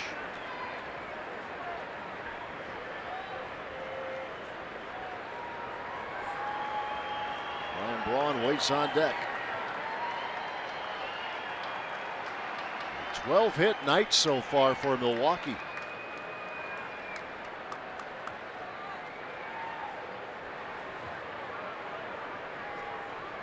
Dunn with the 2-2, and Walters with the block.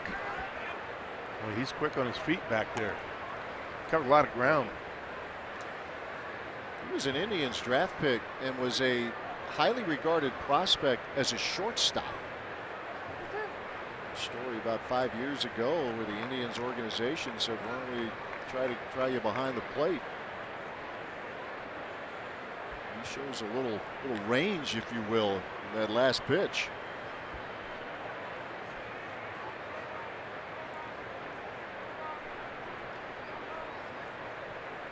Three-2 coming, and Yelich chased one up, and that will end the inning for the Brewers. But a good inning it was for the Milwaukee Brewers. 5 hits in the top half of this inning. Hernan Perez with a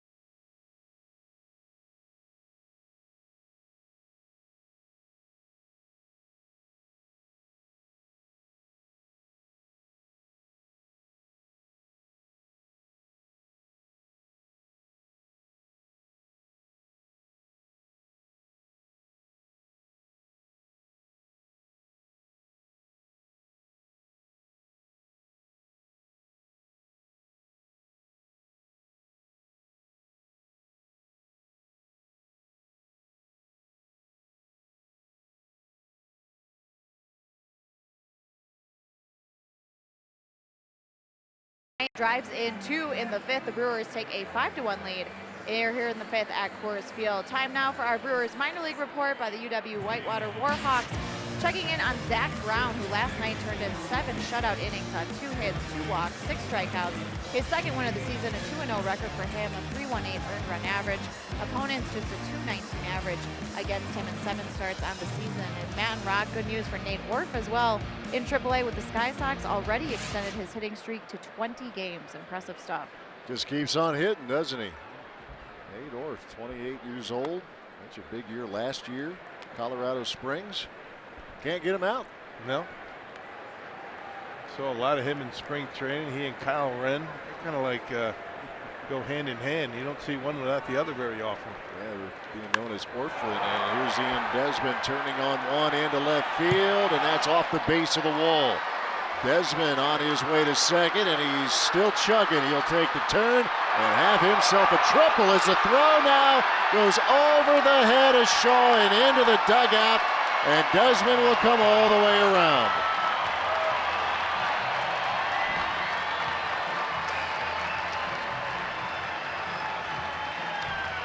That'll be a triple and an error. Really no need to make that throw to third base. Desmond had that easily, triple and an E6. That fastball in, he gets a hold of it.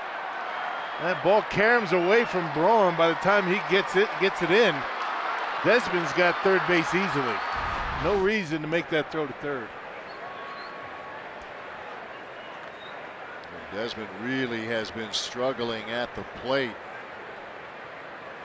A tough afternoon yesterday, struck out 4 times against the Angels. Gets the second run of the night here for Colorado. Here's Tony Wolters. One hopper for out number 1.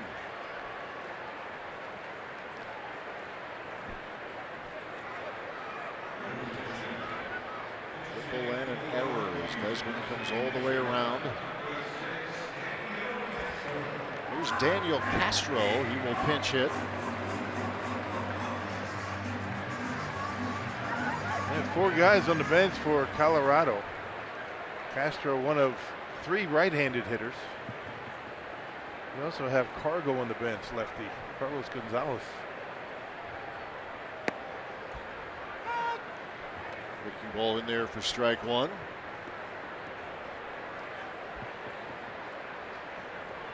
Castro last year at the AAA level won himself a minor league Gold Glove award. Now the count, no balls, 2 strikes.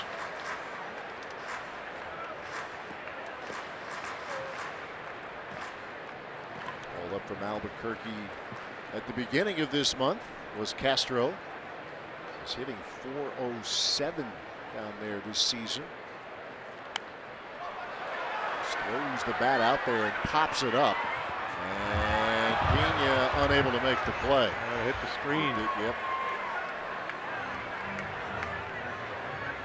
Not a lot of foul territory here at Coors Field behind home plate, which makes it even a better hitter's park. Well, he's got it, but hits the screen. Almost hits him in the head. Yeah.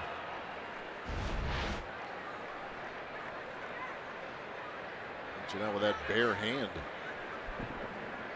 2 strikes and nothing to Castro. And this will stay in play.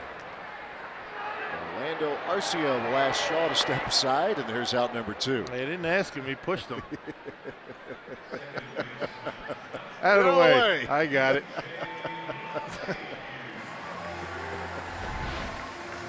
Check it out. Out of the way. So, Don't you know that's mine? he's something else. He is. He and Hernan Perez, I'm not sure there's anybody that has more fun playing the game than those 2 guys.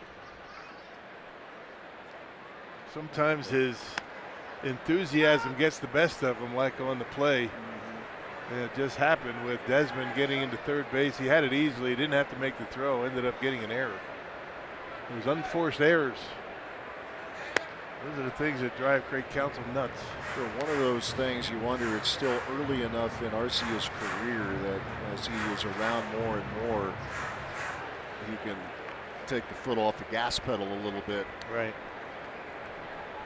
He has demonstrated time and again he can make the spectacular play. Sometimes you got to know when there's no play to be made. Right, young stallion, just let him go. They'll figure it out.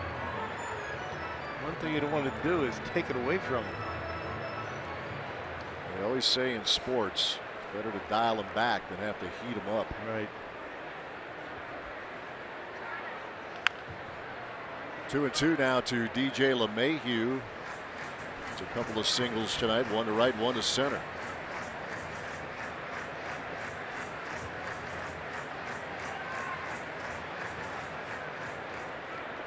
All this guy does is hit. Matter of fact, no one has been better than LeMahieu since 2015.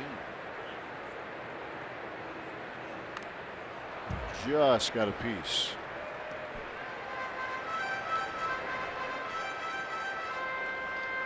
Talked about Blackman and his home runs away from home. It's been like that with LeMahieu as well. He's homered 5 times, and they all have been away from Coors Field. Yeah, crazy. And a strikeout here to end the inning. Well, a shaky beginning. Ian Desmond a triple, scored on an error. Chassin took care of things after that. Brewers up after 5.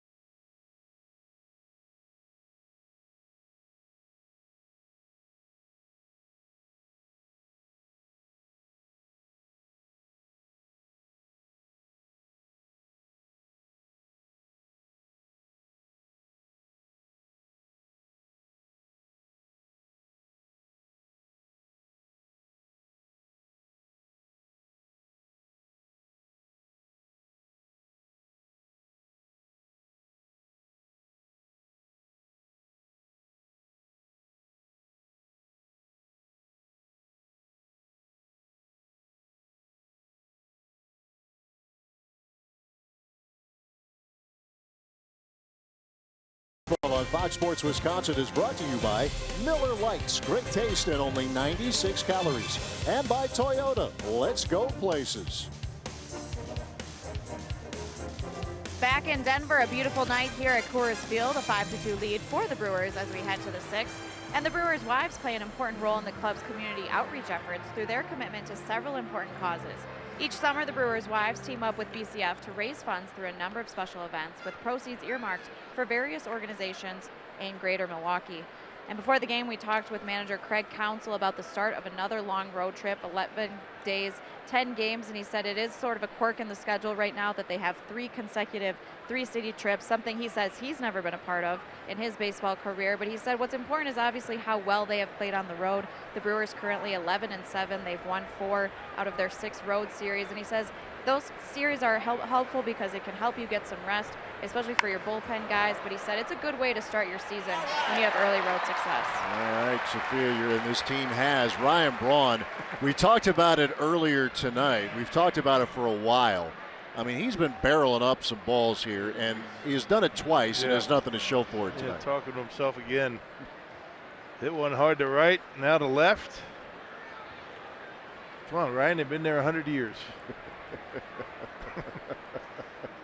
My grandfather used to say, hit them where they ain't.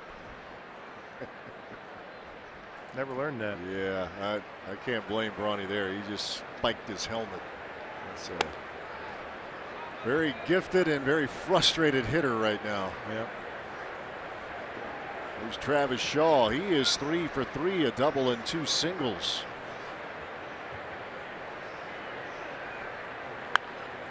And this is popped up. Arenado on the back pedal. And that's out number 2. You know, Sophia's point about the schedule, relaying the thoughts from Craig Counsell. It is a little quirk in the Brewers schedule now. I was talking with Rick Manning, the old buddy in the Indians telecast, and they've had a funky kind of schedule too, with some road trips sandwiched in between a quick it's a home series. I guess it's a home stand, but maybe 3 at home, 4, and then you go bang, you're right back on the road. It's just part of the quirks of the schedule over 162 now. And it's not just the Brewers. I mean, everybody's dealing with it. Interesting, travel. Sometimes it doesn't make a whole lot of sense. You're bopping around the 3 time zones in one trip sometimes, but every team goes through it. Bad travel nights is part of being a major leaguer. Yep. Council's team is 11-7 away from home. That last road trip a winning one, 5-4. Aguilar's been on all 3 times tonight, getting a double in the 5th inning. It's a 3-run inning for Milwaukee. Harrison Musgrave retiring the first 2. Another lefty out of the bullpen for Bud Black.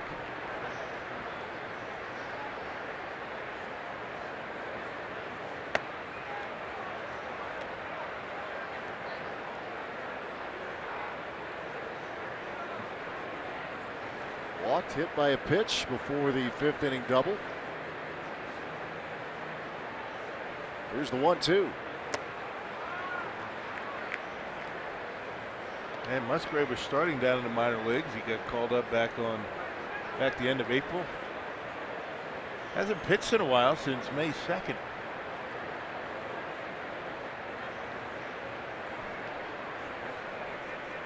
Ronald Perez waits on deck.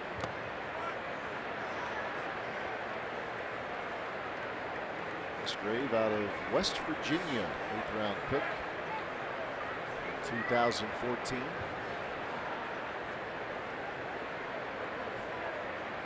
Aguilar trying to extend this 6th inning. Payoff pitch.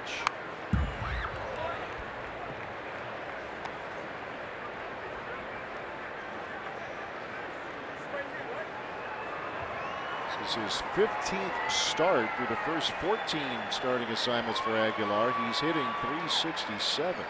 Been hitting well, period, but he's been in the lineup. He has been getting on base. And he is on base for the 4th time tonight as he draws a 2-out walk. Well, this summer the World Cup is coming to Fox and FS1. Every match live and more than 300 hours of coverage. The world's biggest sporting event begins June 14th on Fox and FS1. By the way, I believe Germany would be the favorite. World Cup, right? Rock. Yep. There you have. Yep. You going with the favorite? Well, watch it. England is a sleeper, that I have been informed. So keep an eye out for England. Okay. Who you got? I don't know. I'll go Germany. You opened that can a few days ago, so I'm going to go with it. Yeah. Perez hits into a force inning over.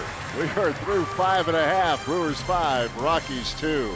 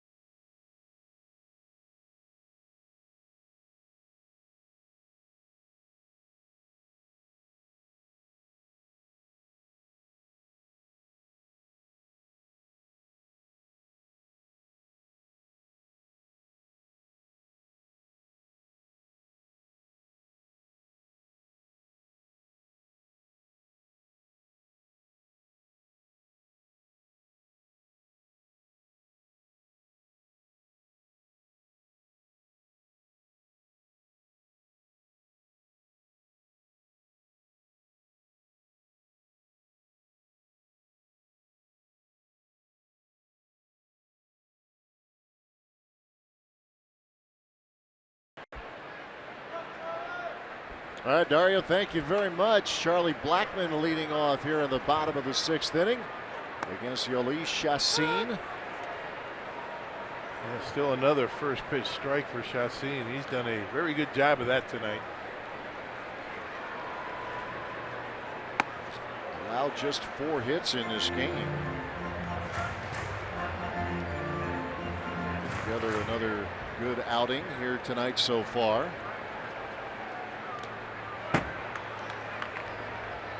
Blackmon is lined into a double play. He walked in the 3rd inning.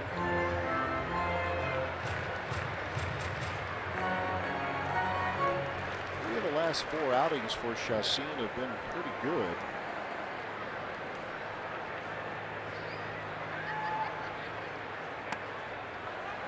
Bumps obviously to begin his Brewers career, but his last start against the Pirates a good one. 6 innings of 3-hit 1-run ball. He's starting to eat up innings, starting to pitch deeper into games. He's been able to manage the pitch count much better. Dicey part of the order right now. Blackmon, Arenado, David Dahl. Slider 3-1.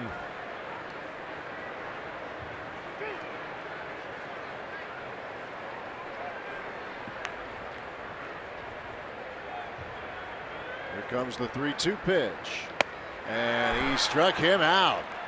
Yolis Chassin with punch out number 5 tonight. I'll tell you, that 3-1 slider got all into the head of Charlie Blackmon. He wasn't sure what he was going to get. Chassin went up in the zone with the fastball. He couldn't hold up.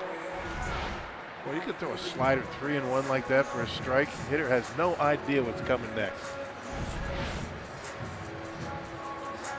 It's a big matchup right there for Chassin to get the batting champ to begin the 6th inning, and now he faces Nolan Arenado.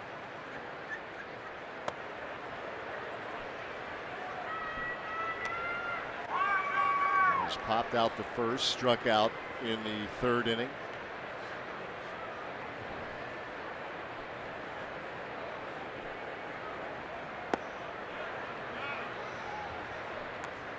Slider there evens the count. He's got a good one tonight and a good pitch.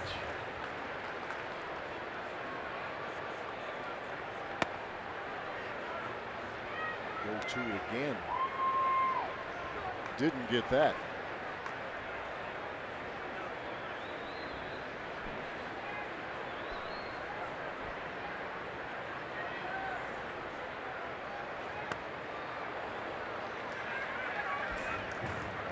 Popped away from Pena. 3-1 the count now to Arenado. The Brewers have traveled well, trying to take advantage of the Rockies' home struggles. They've won just 6 times in their first 14 games at Coors Field.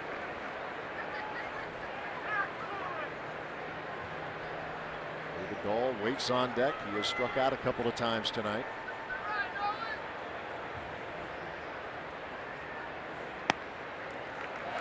Arenado draws a walk. They go back to that 1-1 pitch, right? That slider that was in the zone, not called. It makes such a big difference. It determines who's on the offensive, the hitter or the pitcher. He threw a slider for a strike. It was up in the zone, but it was in the strike zone, according to the box. Not called, and then he ends up walking him. He's had at least a couple of those tonight. Good Yeah, pitches in the zone. Yep, he has. For both teams. Yep.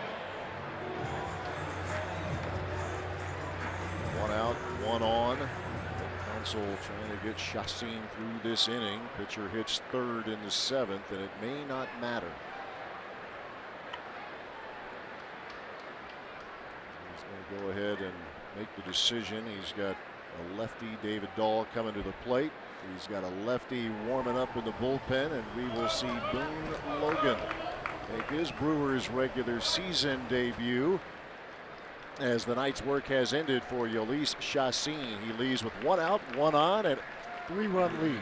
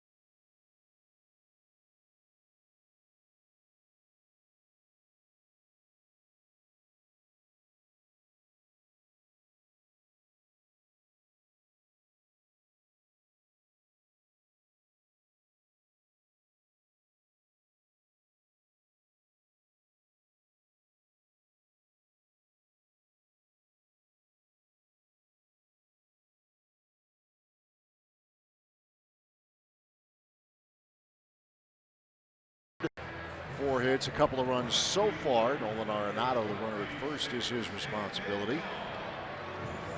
He does a nice job. I know 6 innings used to be the benchmark, but that's just not how baseball works all the time now. So he did what he needed to do, and now they'll turn it to the bullpen, which has been very, very good. And that's why you have the quick hook, because right. Craig Counsell has 8 guys down there. He has no problem bringing in the game, and he's got another bullet down there that he's using. Boone Logan, he was with the Indians last year. Got hurt in spring training, ended up on the disabled list, went down and made some appearances down in the minor leagues, and here he is. Craig Counsell said before the ball game he's going to try and ease him in. Gets him in the 6th inning tonight. Lefty. This is where Logan can excel. There are times he can be that lefty one-out guy. Well, the Brewers do have Jacob Barnes getting loose in the pen. Actually, Matt Albers. A little far for these old eyes. There he is. Yeah, there is a little distance to cover. 2 strikes to nothing to David Dahl. Logan had that triceps injury in spring training the same day that Wade Miley dealt with the groin injury.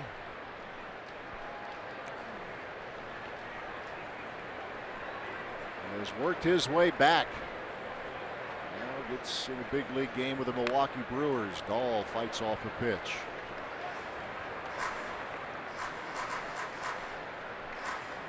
He struck out twice tonight.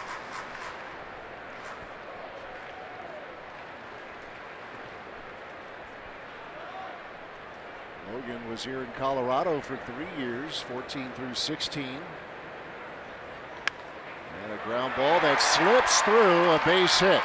Arenado, big turn, but he'll hold at second. And now the Rockies have something going, down 3, but runners at first and second with 1 out. Yeah, just kind of got the end of the bat on it and able to get it out of the reach of Aguilar.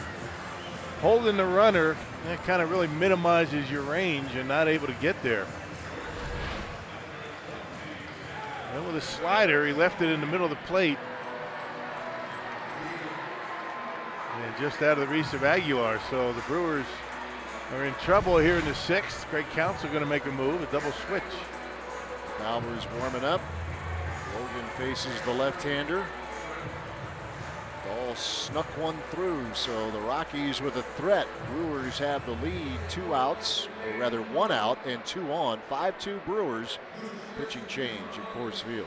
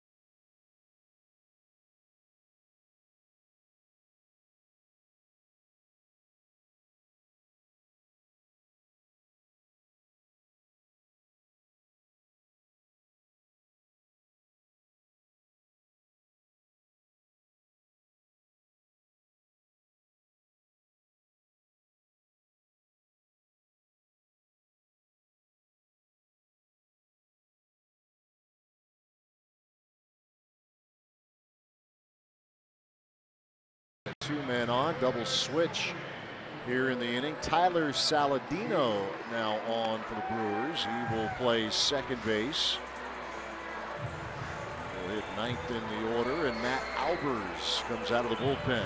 Yeah, you got Trevor Story, the right-hander, who's been swinging the bat pretty well, so Albers is on. Last pitched on Friday against the Pirates, a scoreless 8th inning. He could probably stand to get a ground ball here, get a double play, end this mess. Here we go, Trevor Story at the plate. He has homered. He has flied to left field. Arenado, the runner at second. David Dahl, the runner at first. Wheels turning here in inning number 6.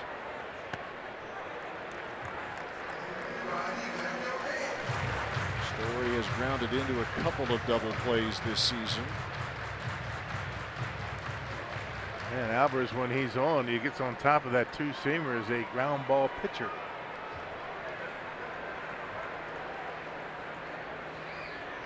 Here's the 1-0.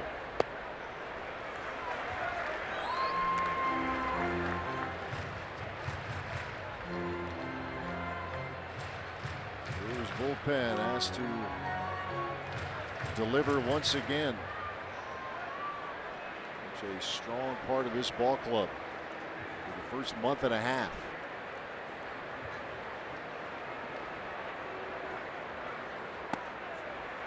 He cannot find the strike zone.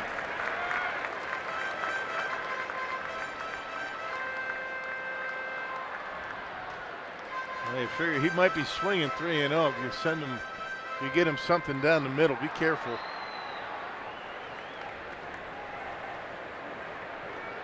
Rio pitch on the way. Took a look at it, caught the corner. Yeah, good pitch. Home run he hit in the second inning, his 8th of the year. Gerardo Parra is on deck.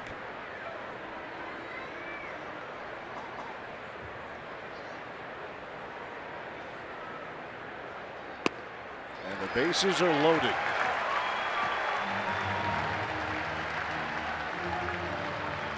Some trouble here for Matt Albers and the Brewers. And the base on balls. That's the third walk issued to the Rockies here tonight. Second here in the inning. Here's Gerardo Parra.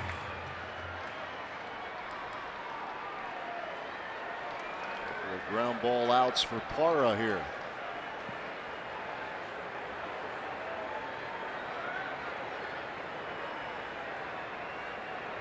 Tying run is at first for the Rockies.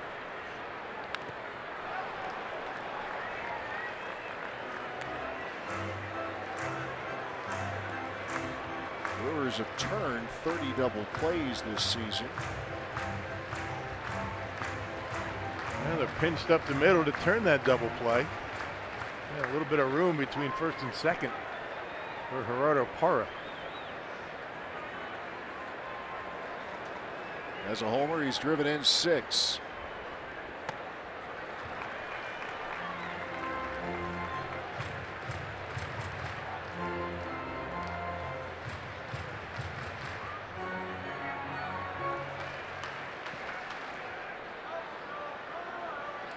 Major threat here for Colorado. Bases loaded and 1 out.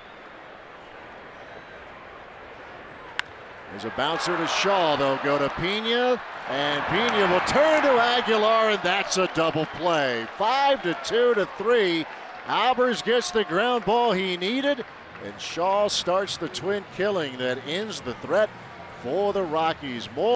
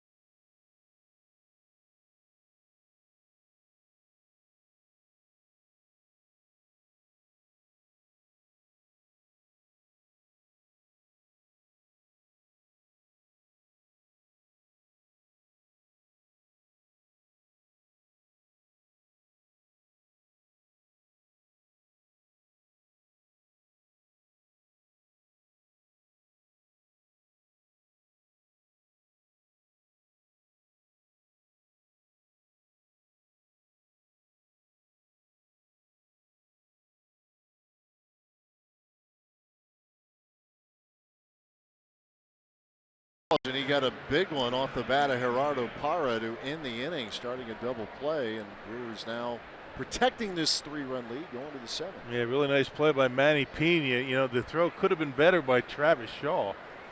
Kind of almost pulled him off the plate, but he was able to keep his foot on the plate and complete the double play. Nice play by Manny. He leads off the 7th inning. So Musgrave stays in there for Colorado, and there's a ground ball to Trevor Story. 1 pitch, 1 out. Let's take a look at that inning-ending double play. And they were positioned perfectly with Shaw. It was right at him. Now watch Manny. It's not an easy play with a catcher's mitt. You got the mask on. He's able to keep his foot on the plate and complete the double play. Well done by Manny Pena. Badger Mutual Insurance play of the game. 1 away here in the 7th inning for Orlando Arcia.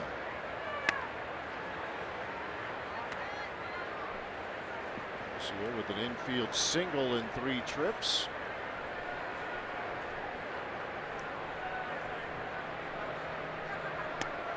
Breakthrough inning so far, the 5th for Milwaukee. The Brewers scored 3 times. Moved the line that inning. They did not need the long ball to put up that crooked number.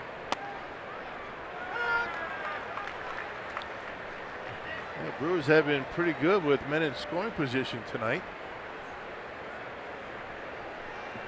Maybe to manufacture some runs. We talked about that, a trouble spot for this Brewers team, as well as the Rockies for that matter, coming into the game. But Brewers 5 out of 10 tonight with runners in scoring position. Yet 10 men have still been stranded. 7 were left on base in the first 3 innings. The 1-2. Reaches out and sends this into center field. Blackman is there. 2 up, 2 down.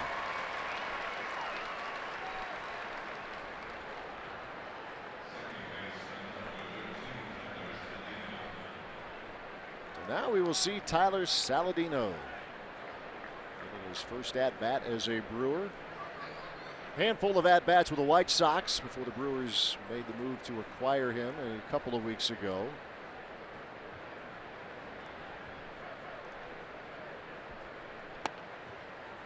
And talking to some of the coaches about Saladino, they're very impressed with his ability to play defense. He's got good hands. They say he can pick it. Plays just about anywhere in the infield. He's even had a handful of games in the outfield. Acquired on April 14th for the White Sox. That organization for 3 seasons and a touch here in 2018.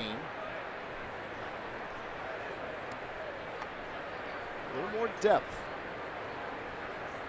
That middle infield, probably more than any other area. Just a little more organizational depth. Yeah, Brewers have had to go deep at second base, right? I mean, you got Eric Sogar got sent down to AAA. Wasn't able to get the job done at the plate. Nick Franklin came up, got hurt first game. And now Saladino's getting a shot. He was hitting .295 in 13 games with the Sky Sox. Sends this one into center field. Blackman puts that away, and it's a 1-2-3 inning stretch time at Coors Field. Brewers lead the Rockies 5-2.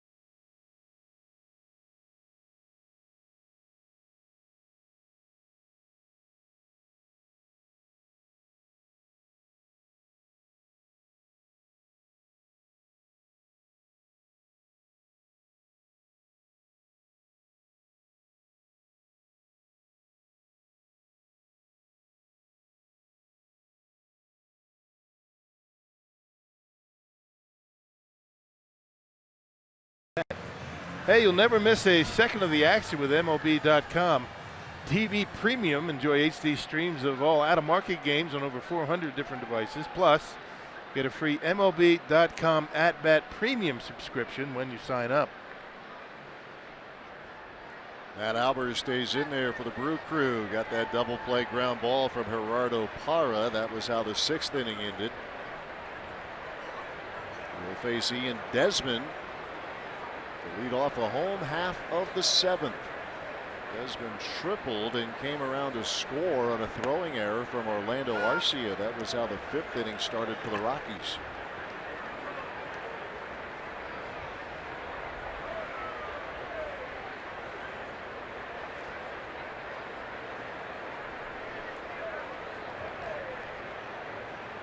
Albers with a 1-strike pitch.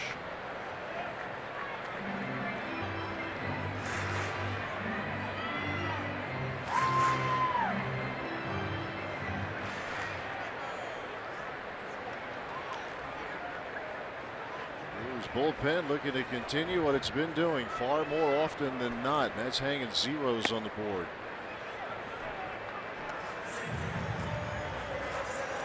And Craig Counsell has really no hesitation to bring any one of those 8 guys in the game at any time.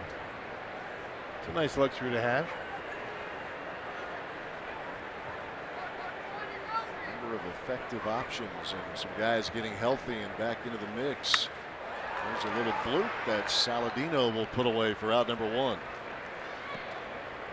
You figure Counsell would like to be able to stay away from Hader again. A couple of days ago, he threw 2 innings. Hopefully, be able to get through this game without using the Brewers left-hander. Have other options down there. Remember, Corey Knebel's back. They got him in there yesterday. His first appearance since the hamstring injury. I'm not sure if they want to, go back-to-back days with Corey. There's Tony Wolters. Attacks the first pitch.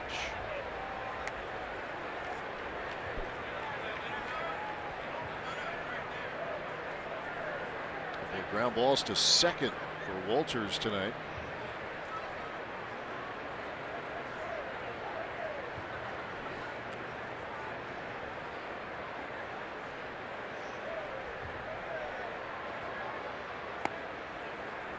To the count. There's Dan Jennings getting loose in the Milwaukee bullpen. It's a nice bullpen, isn't it? With the evergreens. Very pretty. You got the babbling brook out there. Very tranquil, very peaceful. Yeah. Get you nice and calm as you're ready to come into the game.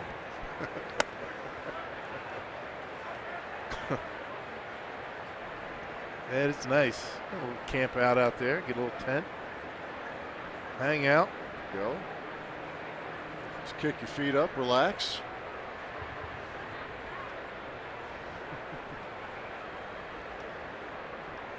Here's the 1-2. And a strikeout for Matt Albers. 2 up, 2 down here in the 7th. A good slider under the hands of Wolters.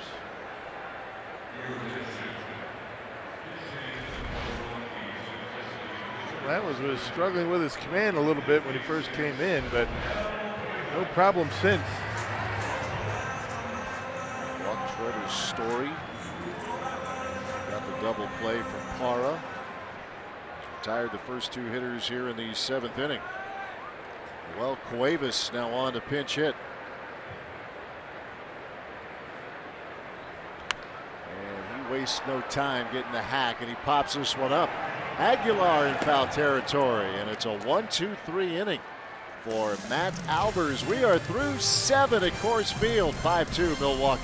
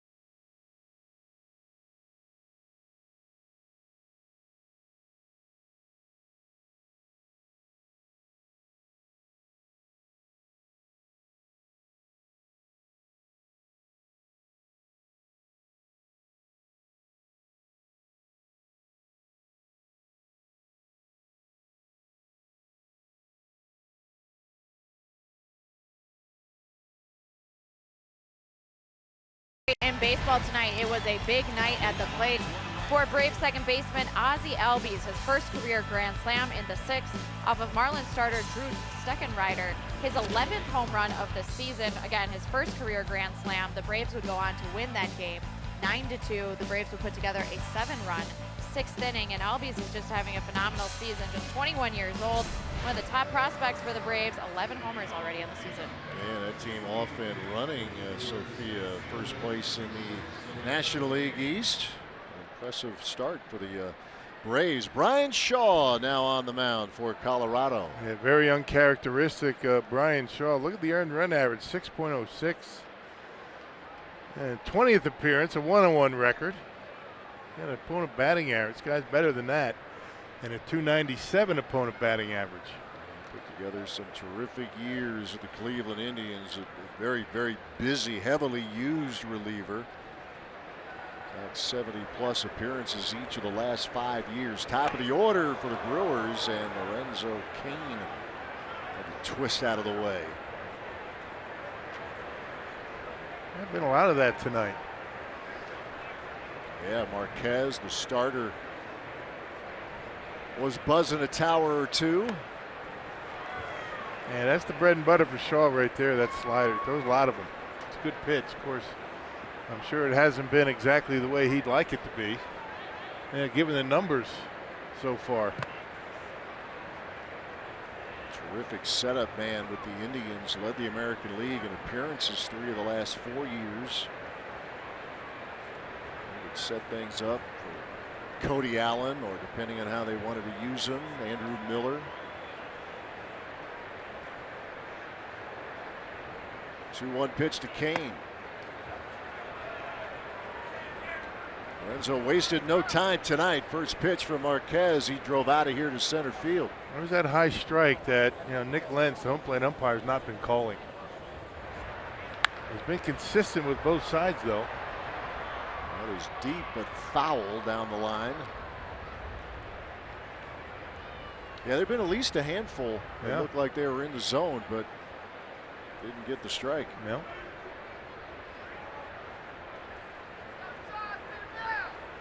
He's been on 3 times. The homer, a walk, run scoring single in the 5th inning. 3-2 pitch on the way. And Cain draws a walk here to lead off the 8th inning.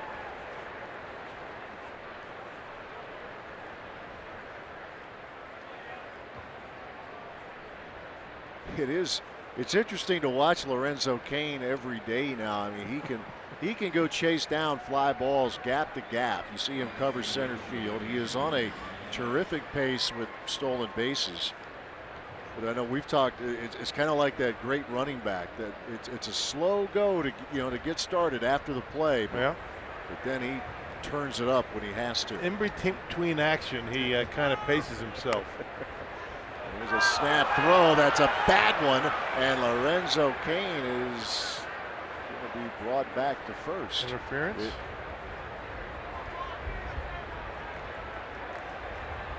Not sure. He's got the smile on his face, and Craig Counsell's going to want an explanation. Yeah, right. Interference. I mean, that means the runner has to go back. Not sure why.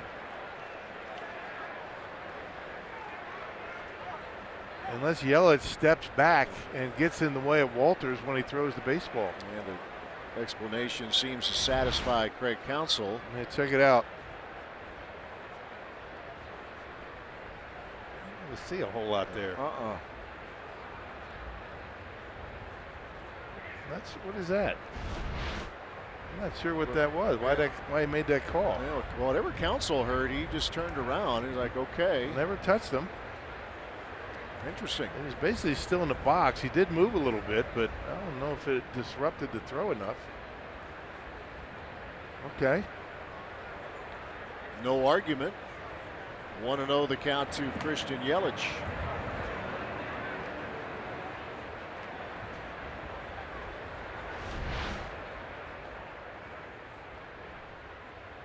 Hit the umpire is what he did. That's what happened. Got Nick Lentz. Yeah, that last angle right there, he hit the umpire. The elbow got the mask. Yep.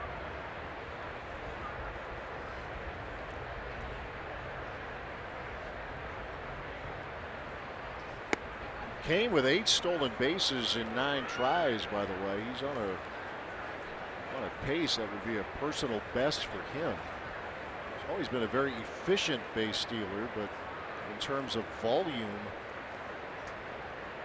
not along the lines of the leaders in the game. In fact, his career high is 28 a couple of times. Last year with the Royals, he stole 26 bases. He was caught just twice. His percentage is terrific. Yeah, smart. Those one that take the stolen base, not just trying to steal bases, just to get stolen bases. When it counts. And right now you have Christian Yelich has a count in his favor. You might see him take off in a 3-1 count. Got a big hole between first and second, does Christian. Yelich an infield single in the 4th. He walked in the 1st inning. Runner holds as Yelich looks at strike 2.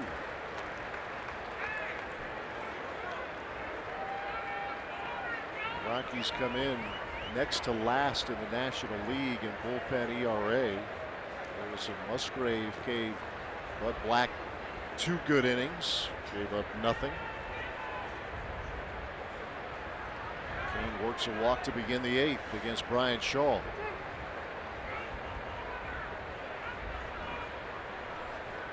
Full count to Yelich.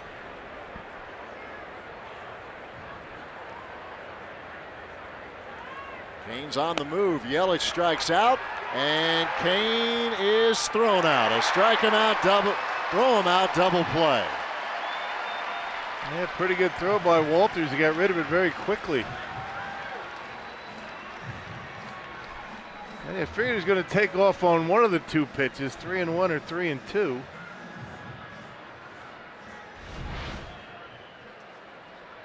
Man, slider out of the strike zone. Actually, fastball, my mistake, and that just did get him.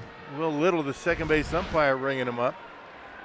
It's the second time Kane's been caught in 10 tries. Walter's pretty good at throwing out runners, though. That's 5 out of 12 for him this season.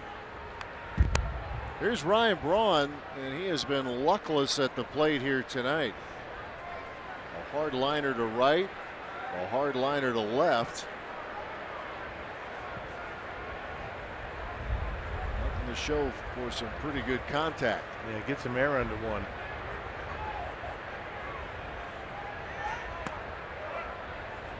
Slider misses to even the count. Let's check out the Powerball home run leaderboard. Travis Shaw has caught Eric Thames. Shaw with a homer in the homestand. Ryan Braun with 5, and Lorenzo Cain hit number 5 tonight on the game's first pitch.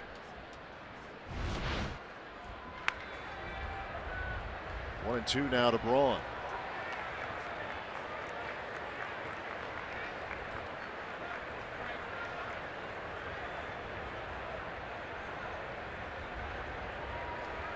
Homers. He has driven in 19.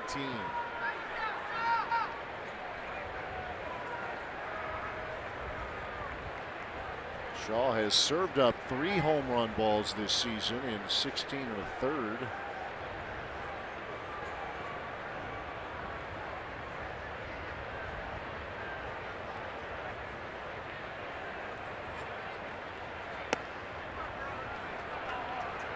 Two and 2 the count.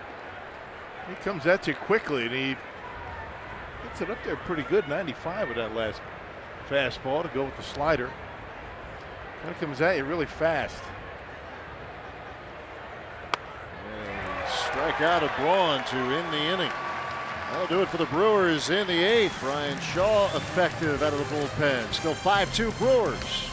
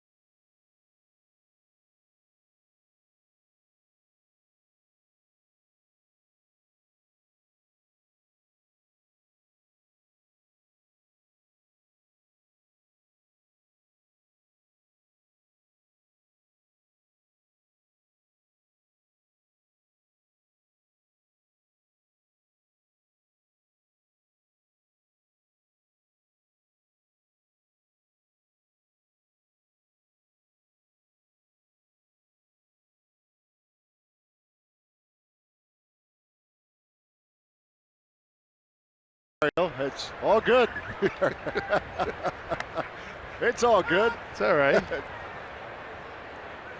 That's some time off, right? Exactly. You got to ease in a little bit. Back in the mix. Brett Phillips now in right field for the Brew Crew. As DJ LeMahieu leads things off here for Colorado. Top of the order that Corey Knebel will be facing. Well, second appearance since he came off the disabled list yesterday. He pitched in yesterday's ball game. Craig Counsell very pleased with the way he threw the baseball. And hopefully that 9.82 earned run average is on its way down. All-star closer for the Brewers last year. As they're inching him back into these bigger moments now. He got in yesterday. Christian Yelich, by the way, moving over to left field. So Braun's night is done.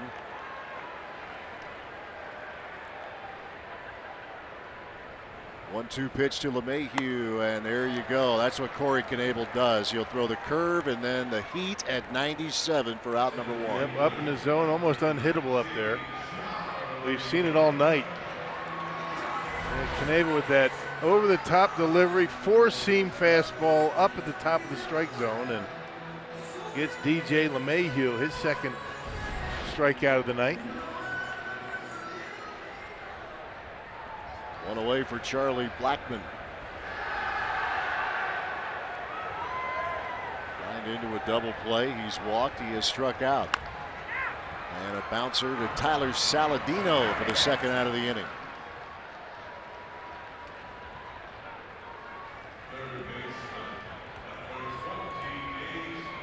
Knebel gave up a home run to Francisco Lindor yesterday and then took care of things after that. It's good to have him back out on the mound. Yes, it is. I mean, he came back a lot faster than anybody figured. It's a little over a month, maybe a few days over a month. They were talking 6 to 8 weeks. That was, he went down in that outing against the Cubs. I was wondered how long he would be out.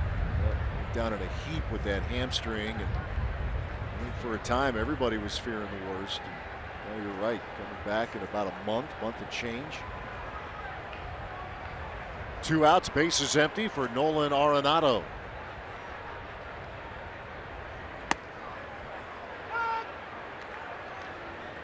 97 from Knebel. Pop out, a strikeout, and a walk in the 6th inning for the 5-time Gold Glove third baseman.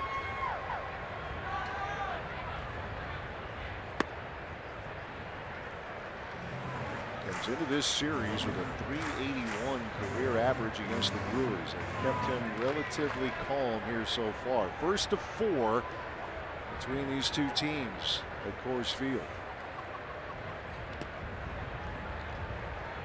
Curve in the dirt, 2 balls, 1 strike. And that's the big pitch for Knebel. When he's able to throw that for strikes, we talked about it all year last year. And that's probably going to be a pitch that's going to take him a while to get back.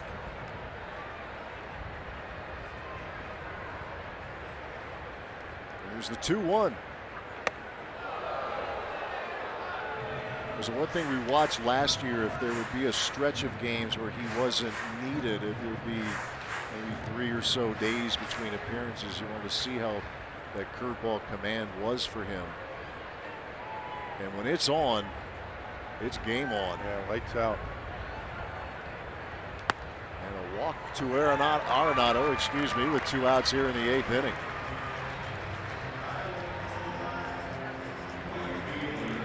Knebel got LeMahieu on a strikeout, Blackmon on a ground ball. And a 2-out walk to Nolan Arenado. Here's David Dahl.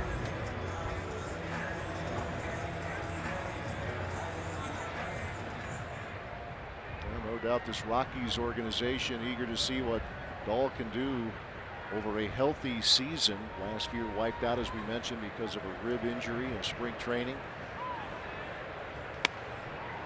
Knebel lands the curve. There you go.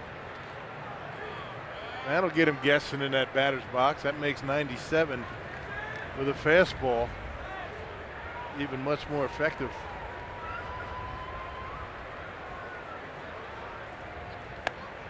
Tried it again and missed. course, this is not exactly ideal conditions to be working on a curveball.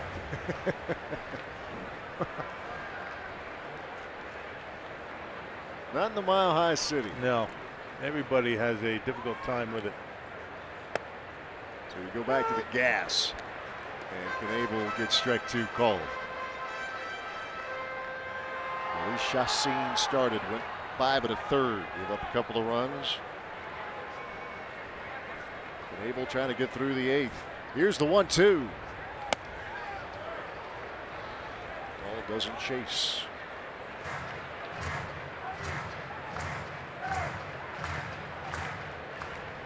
Ball's big league career 2 years ago started with a 17-game hitting streak.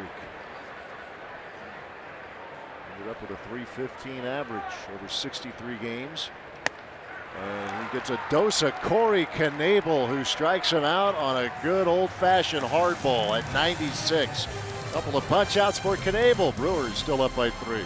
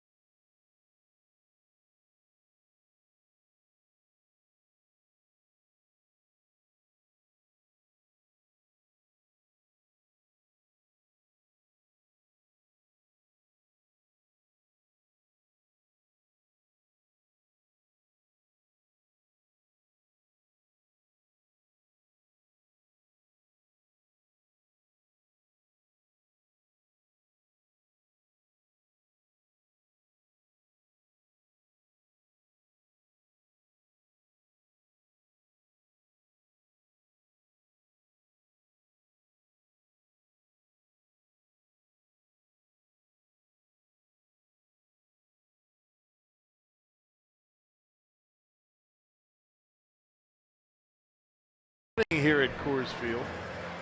First of a 10-game road trip for Milwaukee. And today's time of the game winner, Friends on Forest Home in Greenfield. If they call the Brewers by 10 o'clock tomorrow, they'll get 40 tickets to a Friday night game in the Miller Lite beer pen. It's offer courtesy of the Tavern League of Wisconsin and Miller Lite. Those are a couple of happy people we just showed you a moment ago. Those two kids are feeling pretty good too on a gorgeous Thursday night. And their team's up. Those Brewer fans here enjoying it. 5-2. Travis Shaw has himself a 3-hit night going. If you're wondering if he has a 4-hit game on his resume, he does. It was a few years back with the Boston Red Sox. Put up a 4 for 4.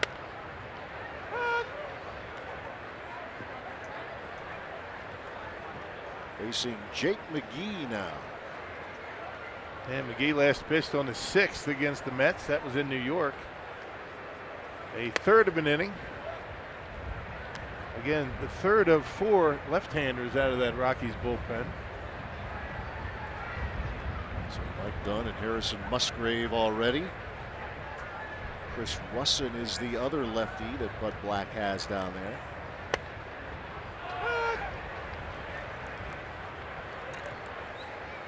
Shaw didn't think so. 1-2 the count. Broken bat double in the first, broken bat single in the third. No broken bat, but a single to right field in the 5th.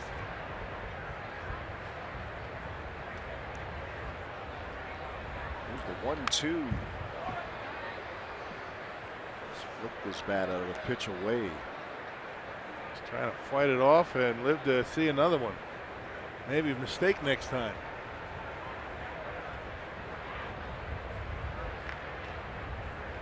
He, for a time, was a closer for the Tampa Bay Rays back in 2014. Had 19 saves that year.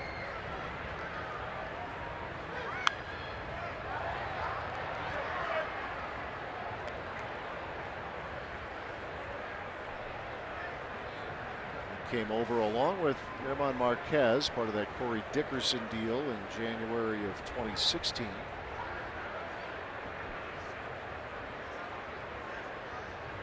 Brewers with a 3-run fifth. That is the difference to this point.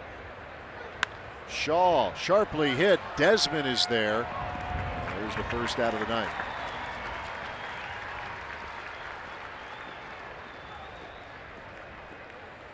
Hey, just a reminder that time's running out to grab a $5.10 Brewer ticket deal.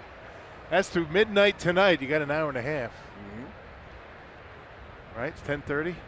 You are correct. Fans get discounted seats for the Cruz upcoming series against the Diamondbacks. That's Monday the 21st through Wednesday the 23rd. Go to brewers.com/sale. Did you need confirmation from us that yeah, hour and a half away? sale. I just want to make sure I have my time zones right. You do. It's 9:30 here. Yep, 10:30 at home. Yep, you got an hour and a half. I mean, that's a great deal. It is. I mean, seriously. You've got to be jumping all over that if you haven't already. I mean, it's not going to get any better than that now. Here's Jesus Aguilar. Sends one to Trevor Story. There's the second out of the inning. And it has been confirmed, an hour and a half left.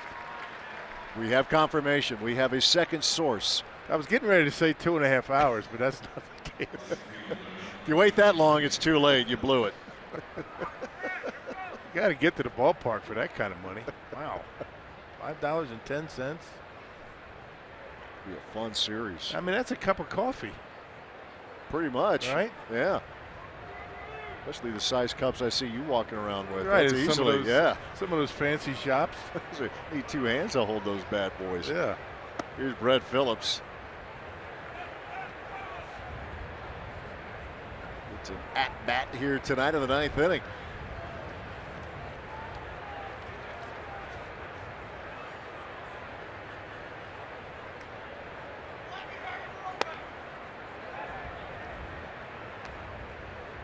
All the Brewers' runs coming against Marquez. This Rockies bullpen, which has been very shaky, has settled in tonight. Phillips with a bouncer to second.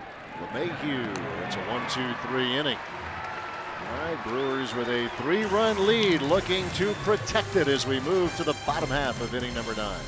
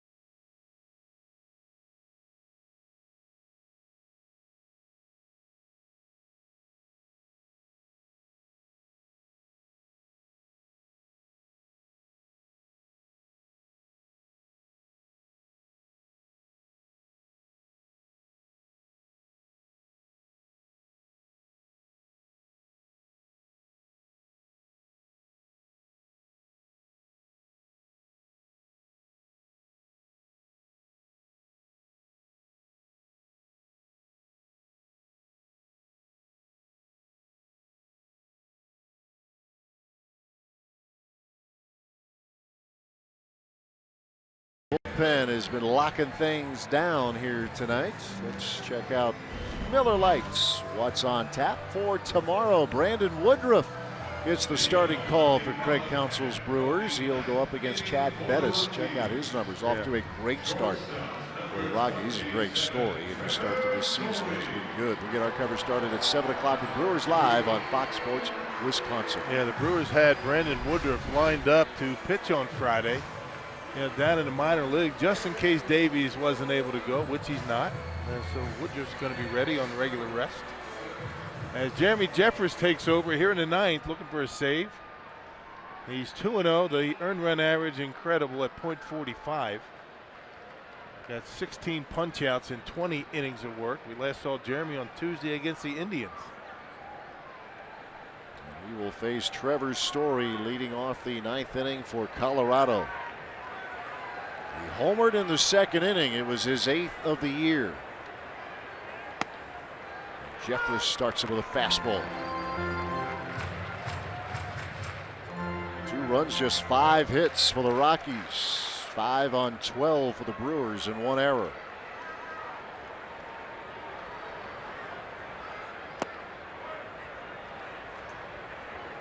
Jeffress with 27 saves 2 years ago for the Brewers before that trade, along with Jonathan Lucroy to the Texas Rangers. He's got 2 this year. Looking for number 3. Yes, sir.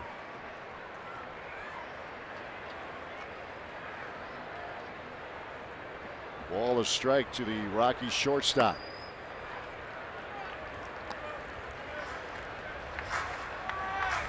Luis Chassin with 5 at the 3rd.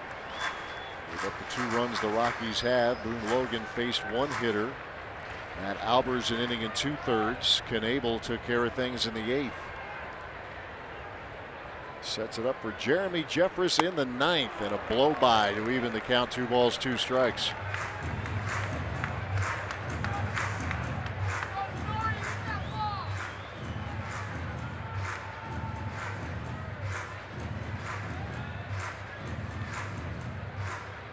Seven strikeouts for Brewers pitching here tonight.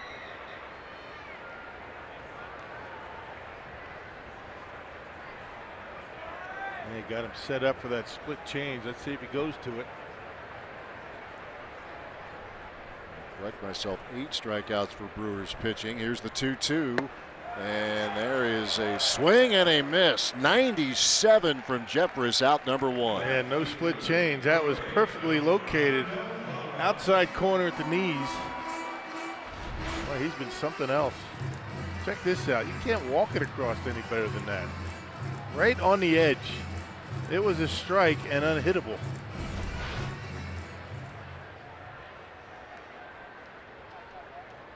Jeremy Jeffress, really that philosophy that he has and everybody in that bullpen. As he has said multiple times, I want the ball. Everybody wants the ball right now. They are getting a lot done when they are handed the baseball out of that bullpen. And Craig Counsell has so many guys he can go to finish games. And they just added one yesterday.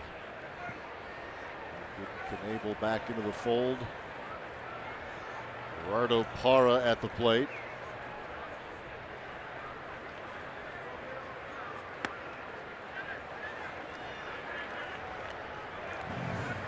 .261 ERA for this Milwaukee bullpen. Only the Diamondbacks have been better.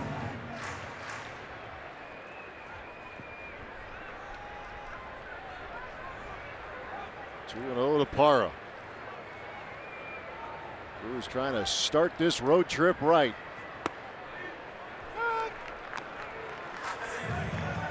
First game of a 10-game swing. 4 here, 3 in Arizona, 3 against the Twins at Target Field.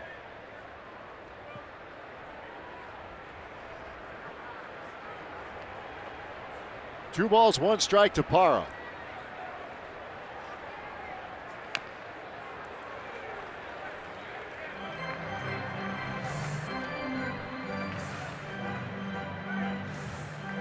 The value of Jeffress, he gets a fresh inning here tonight, but he has pitched this team out of multiple jams.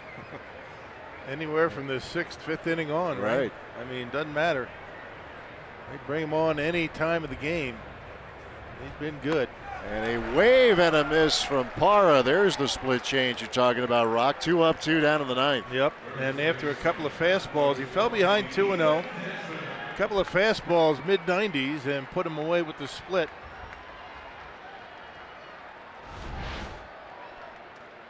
Starts a strike and then ends up out of the strike zone. That's that pitch that Craig Counsell likes to talk about, go from strike to ball.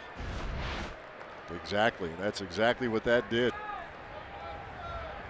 Here's Ian Desmond with 2 outs and the bases empty. Jeffress just pouring it in there. He is in lockdown mode. Strikeouts of Story and Parra. And now trying to put this one away for the Brew Crew tonight. He's a strike away from doing just that.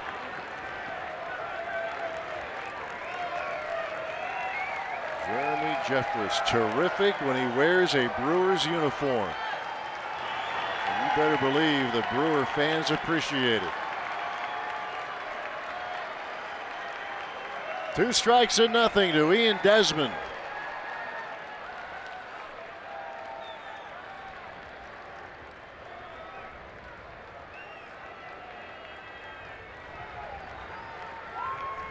Looking for save number 3. Jeremy Jeffress. Here's the 0-2.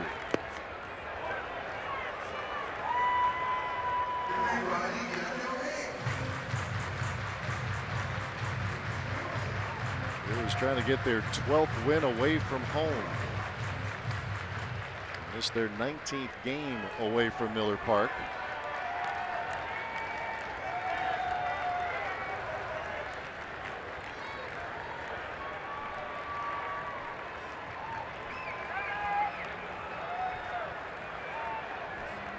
Has been trying everything he can to maybe disrupt the rhythm of Jeremy Jeffress right now.